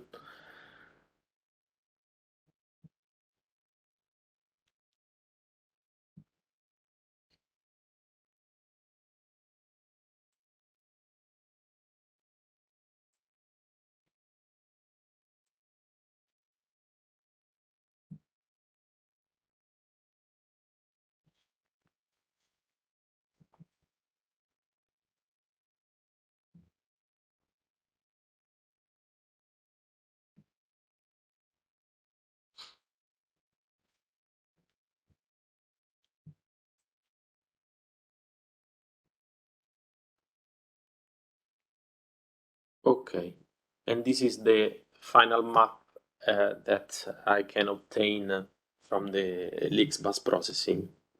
All that the data are written in a H5 format file that contains the data set, the network, all the information that we have produced during the processing. And now I'm ready to create my, let's say, my own map of velocity with my preferred color bar, setting the ranges of the scale. That's because this image can be used for the final steps for creating the research object. So I just put here, maybe I can change some values just to show you how it works. And let's run. Okay. So this is my sketch image that can be used in the research object. And I also want to pack in a zip file the the final results of this processing, because we need the data that will be used for the creation of the research object. So this is the zip file. So here I have on the left panel the zipped file, the mean ground velocity in GeoTIFF format that can be used also to share the data in the research object. And now I'm ready. So let's go on with the creation of this research object. I installed again the ROHub API, import the libraries, and then I have to, of course, to log in the ROHub to access my research objects that are quite poor, unfortunately, just one. And using the API, as already demonstrated by my colleague Dario before, we have a lot of command that can be used to check for example, the research object types, if we have templates for creating the research objects. This is the list of the valid templates. In this case, I'm quite lucky because I want to create a data-centric research object because we are publishing data. And I also have, in this case, the folder structure. And here I want to check the valid resource types that I can use in my research object. In this case, I have, for example, a dataset. I want to upload some figure. I want to upload, in this case, the Jupyter notebook that I use for creating this ground velocity map of Etna. So I set here the title of the research object, the research area. Of course, it is Earth Sciences, and the description, the abstract of the very simple analysis, and of course the type that is a data-centric, as already said. So let's go with the creation of the object. So if I check here now my list, now we have the previous research object that was created some times ago, and then this one, it is still live. So I want to locate the research object. So here I have also the shared link. Of course, it is with nothing. And I can update, of course, the information of the research object using the APIs. For example, I want to change the description, and then I have a new description here. I can also have a look at the metadata, and I want to add the geolocation of this analysis. So I have already a GeoJSON file describing the box of the area of interest of the processing. And then before uploading all the resources, I want to look at the folder structure. So we have the Biblio folder, the data folder, the metadata, and also the raw data. So first of all, I want to upload my results. So in the folder data, I'm going to upload the zip file of the H5 structured file. And then as a resource type sketch, I'm going to upload the final ground deformation velocity I already showed you before. This one, the one I created a few minutes ago. Okay. And also I want to add the notebook I used for the creation of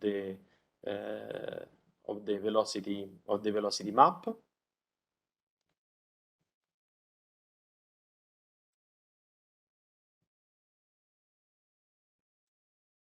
So if I come back here in the shared link of the research object, oh, sorry, it is not the correct link, is this one. Yes. So I have the overview, I have the sketch, the location, and the content is not fully uploaded. So just come back here and let's go to add much more resources. So we are here, for example, some metadata that can be useful for the first, let's say, impression about research object. Almost done. And I want also to add bibliographic resources, for example, the reference paper of the LiCSBAS method.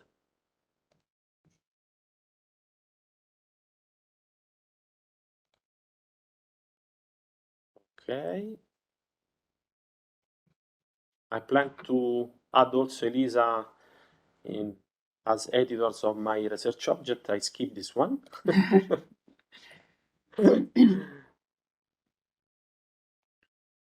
And then with this command, I can have the list of the resources of my research object still running.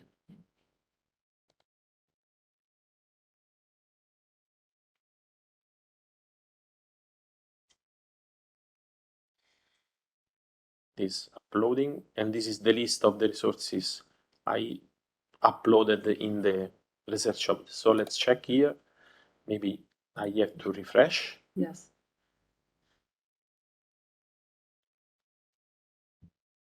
So you can see here that the content of the research object is now updated with the reference paper, the reference point, for example, that is the one selected by the LiCSBAS processing, and so on.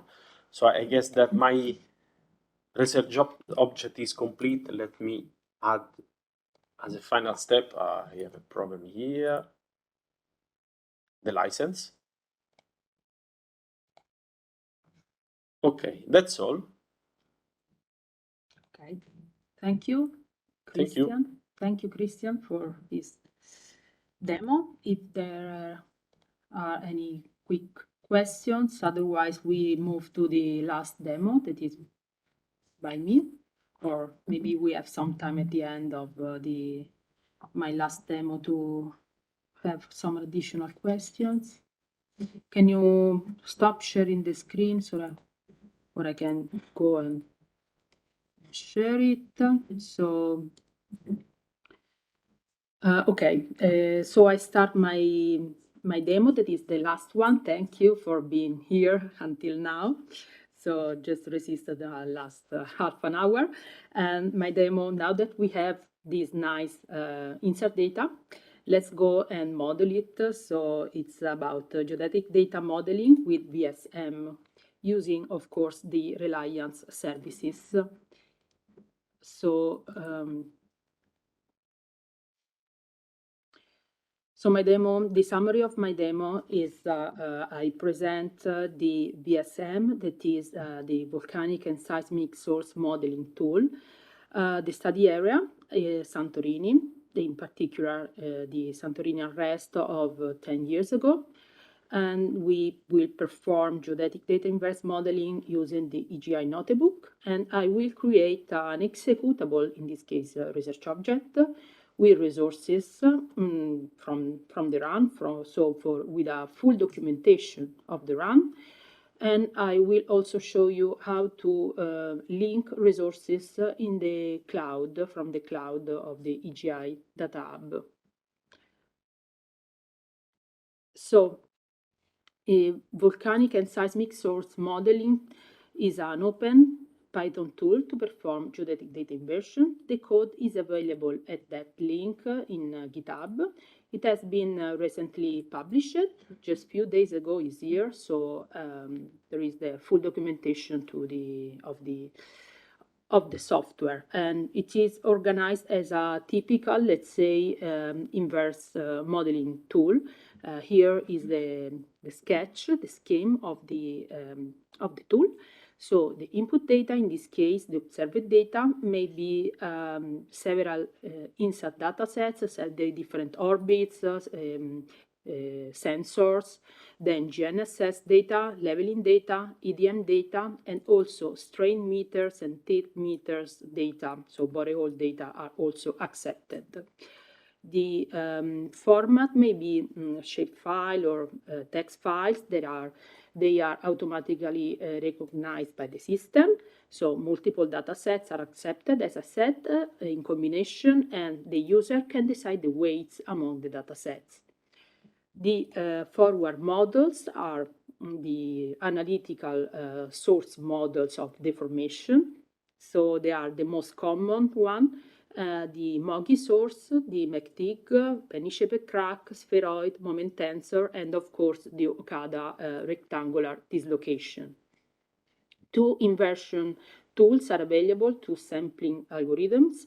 One is the global optimizator, the neighborhood algorithm based on the Voronoi cells, while the other, the second, is performs a Bayesian inference with Markov chain Monte Carlo sampling.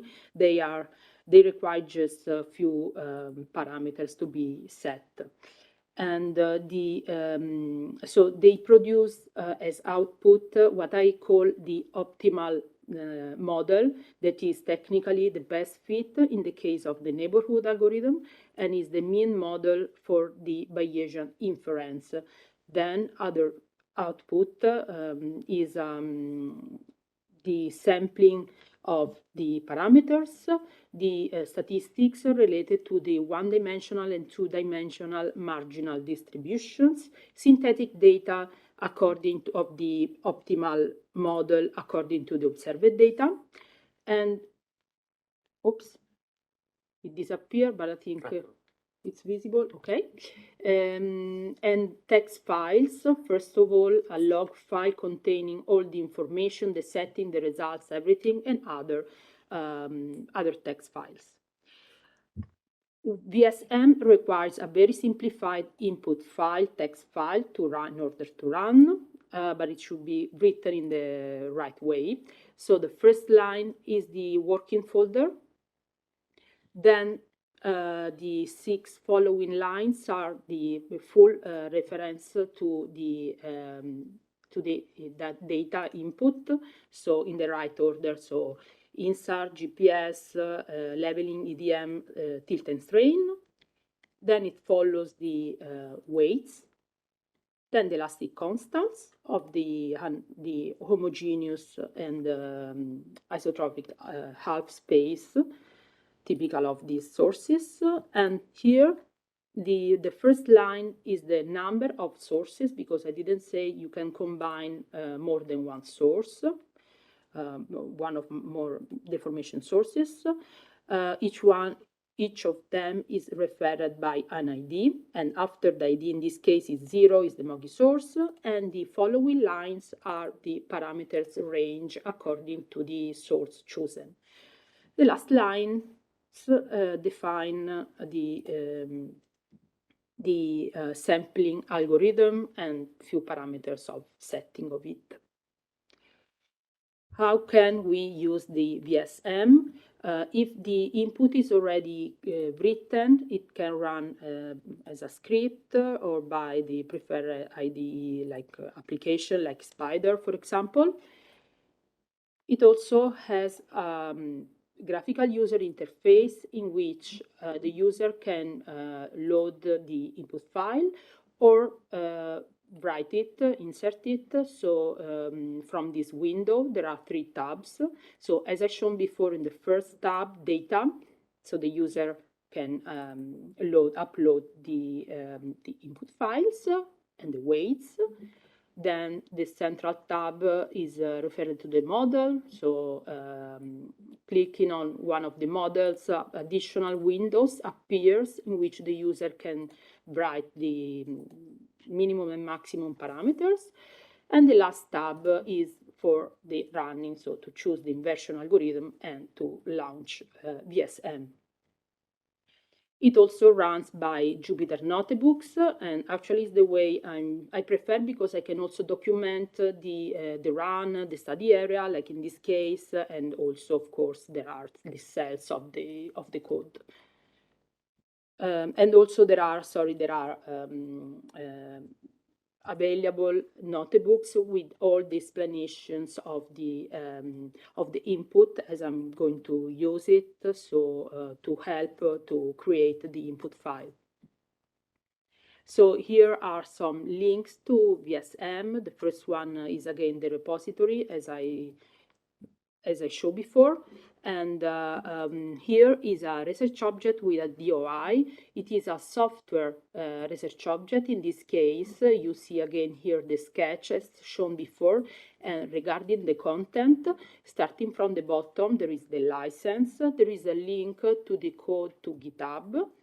And also in this folder examples, there are several links to other research objects containing a full run of VSM in different study areas. So in this case, with this research object, I was able to aggregate different information related to this code. So the other links here are again the research objects listed in the examples, and the last link is the link to the paper. The study area is Santorini. Before the unrest of the 2011, not much deformation was going on there, just lava cooling in the inner islets, while at the beginning of the 2011, an increase of the seismic rate and also inflation, radial inflation was detected. You see the GPS from Newman et al. This unrest lasted for a year. And on the bottom, the MVSAT data by Fumelis et al., amounting to a deformation amounting to about 15 centimeters of uplift occurring at the main island of Fira. And some references before here on the bottom.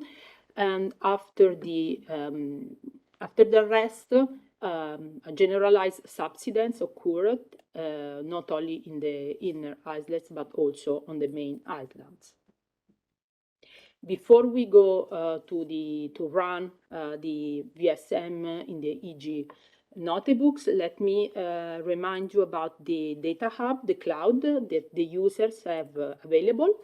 So it is just a folder in the EGI notebook here, but we can access the cloud also from the browser, always with the same EGI account, identity provider. And when we are in, we see, of course, the same folders. Okay, so now we can go to the demo.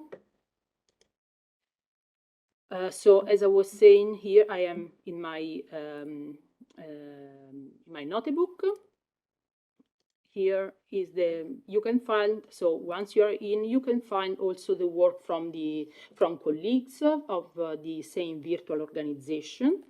And for example, I have put VSM here, is available to anybody that wants to use it. And also, for example, there are a lot of notebooks here with the details of many technical explanation of the APIs and so on. So let's go to my private area.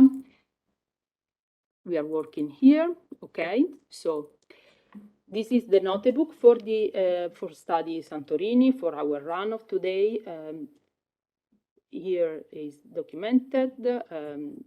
I already installed the libraries, and so this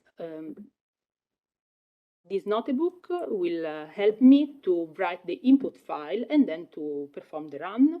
So I define the local folder, that is my same folder where the notebook is, the name of my input file, and also where the data is stored. Here again, the data I'm going to use, the ENVISAT data and the GPS data, as I said before. So here I'm defining all the data, the weights that in this case are I don't apply any particular weight, so GPS and InSAR are weighting the same. So I write everything in the text file. Here I define the elastic constants. The number of sources I'm going to use to model this data is just one. And here there is the list of the available forward models. So as I was saying before, the isotropic point source by MOGI, the finite volume sphere, penny-shaped crack, spheroid. So I'm going to use the spheroid, that is model 3. And here are listed the parameters required. So in the right order, I have to define the minimum and maximum. And when the minimum and maximum is the same, it means that that parameter is fixed. In this case, I'm going to fix the axis and the axis ratio to do it quickly. So let me launch it while I show it. So source identifier is 3. It's reported also here. The minimum and maximum of the parameters, and inversion algorithm, I'm going to use the neighborhood algorithm. There are two, one of the reasons there are two algorithms is because the user can cross-check the results for the parameters, some details on the plots, and here it's VSM is launched. So the first instruction is to read the input, so if everything is okay, can be launched by IVSM. So it is going. Let me just show you that seconds ago the input file has been created, and now it's running for 15 iterations. The best fit is going down, and in the last one, okay, so it finished. Here are all the results are appearing, and here is the sampling of the free parameters, and here are the one-dimensional and two-dimensional marginal distributions for the free parameters. So if I'm happy with my results here, no problem, it's just a break. Let's plot some results to compare data, model, and residuals. Also, this code is added in the utilities related to VSM. So here is the data. This is the model data, the synthetic data. The cross represents the center of the spherical source reproducing the data. And here are the residuals. I want also to create a geospatial reference with the GeoJSON. It simply takes the minimum and maximum of the, so the extension of the SAR dataset. And okay, so I'm working in my private area. So if I'm happy with my results, I want to share my results with my colleagues in my virtual organization. So I want to copy everything in the Data Hub folder. So here I'm doing it with no particular effort. I'm just defining the folder Santorini 2 there. I'm defining subfolders input, output, and tool because this will be mapped in the research object. Let's copy everything in the input. The data, of course, the results in the results, and this notebook in the tool folder. So let's go here, Data Hub, Reliance, and here is Santorini Santorini 2 just a few seconds ago, and everything is there in the right folder. So, okay, let me go back and open a second notebook. With this notebook, I'm going to create a research object with my results, my run, to document my research. Why I'm using this notebook, I could go to the portal as Francesca shown us at the beginning of our webinar, but since even if I change my study area, as long as I use VSM, I have similar results. So let's say the best fit, the comparison with data, and the input data, and therefore I found this more useful to use the APIs from ROHub, since I have just with some changes to the notebook, I can use it and reuse it in other study areas. So let's go here and create the research object. So I sign in. I can check my last research objects. Here they are. So let's create this new research object. It is a type executable research object with a title. And so maybe I can move a little bit this here. Let's show the metadata. And here is the research object created right now with the skeleton of the folders. I cannot go on here. Okay. Let's add the description already written, the founder, Reliance, the license I choose, and now I'm going to add the resources that are in the data hub. So with these instructions here, I'm just defining a couple of variables having the path to the folders in data hub as I see them in the notebook here. Then I add the sketch, that is the comparison with the data I shown before. It is added as an internal resource because I am physically adding this file to the research object. Okay, so here I'm adding the geographical reference. Okay, so let's add also some bibliography, that is the work by Fumelis where the data was taken, and the link to, and also the publication of VSM. And we can go to the research object. It is already visible. You don't have to be the owner, you don't have to be logged because it's public. So the description, the sketch, the location in Santorini, okay, and the link to the bibliography, as I said, and you see it's different, the icon, because in this case it is uploaded as internal, while in this case is a link. Okay, so the very last part of the presentation, as I was saying, is I'm not going to add all the resources as I was finalizing the research object. That's not the point now, but what I want to show is how to link resources from the data hub by a unique link, so without having to upload them in the research object, but to aggregate them by link.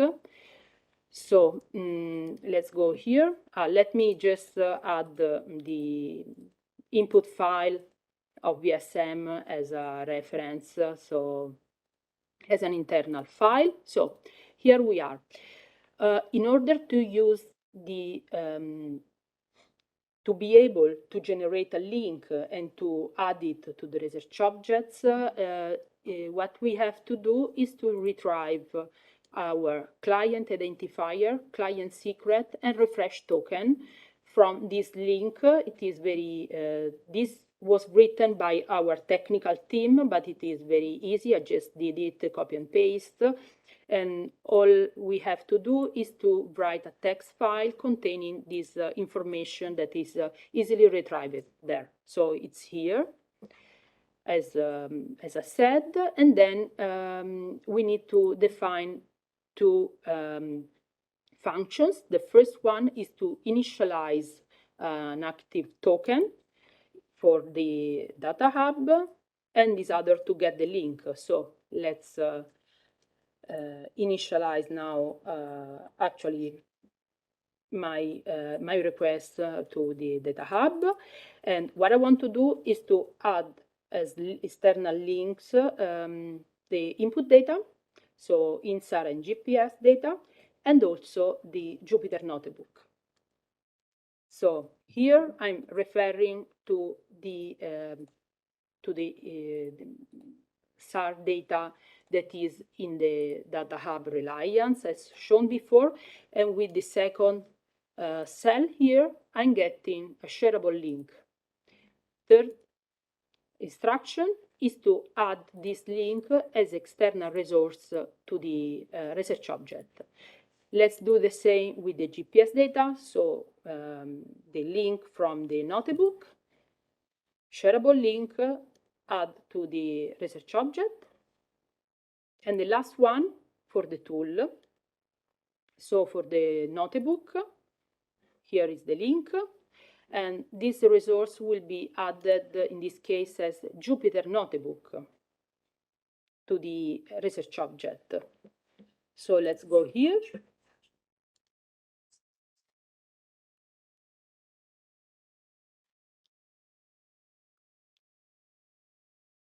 So they are added as a link, and if I click on the link here, double click, I'm in the data hub, double click, and I can download it. But also, I can do the same, of course, with the notebook. In this case, only the first possibility is, so if I go here, go to the result, okay, I can download it, but if I sign in, I don't necessarily need to be the owner of the research object. I just need to be in the virtual organization. So just to be to have access to ROHub. So once I'm in, I have also the possibility to execute, to open the notebook. So a new environment has been created on the fly on the EGI notebook, so we can actually run the Jupyter Notebook here, so without having to access before. And you can find everything here. Of course, you have to check and the folders, but everything is here and has been open from open from ROHub. So, okay, I think I can take again here my, I already shown this. Okay, just again the links that we already shared, the registration and some other links. And thanks for your attention for my last demo and for all the webinar. Again, if you want to leave your email address for updates, please do it. And the video of today will be uploaded in the INGV social channel in YouTube next week. Here is the link. So if you have any questions or remarks or whatever, please let us know.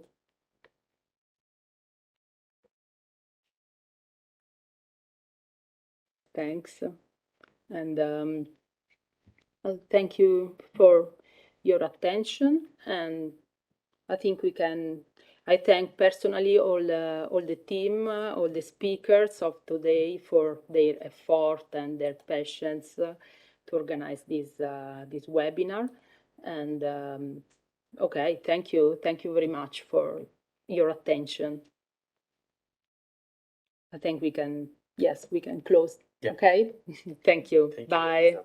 Thank you. Bye. Bye.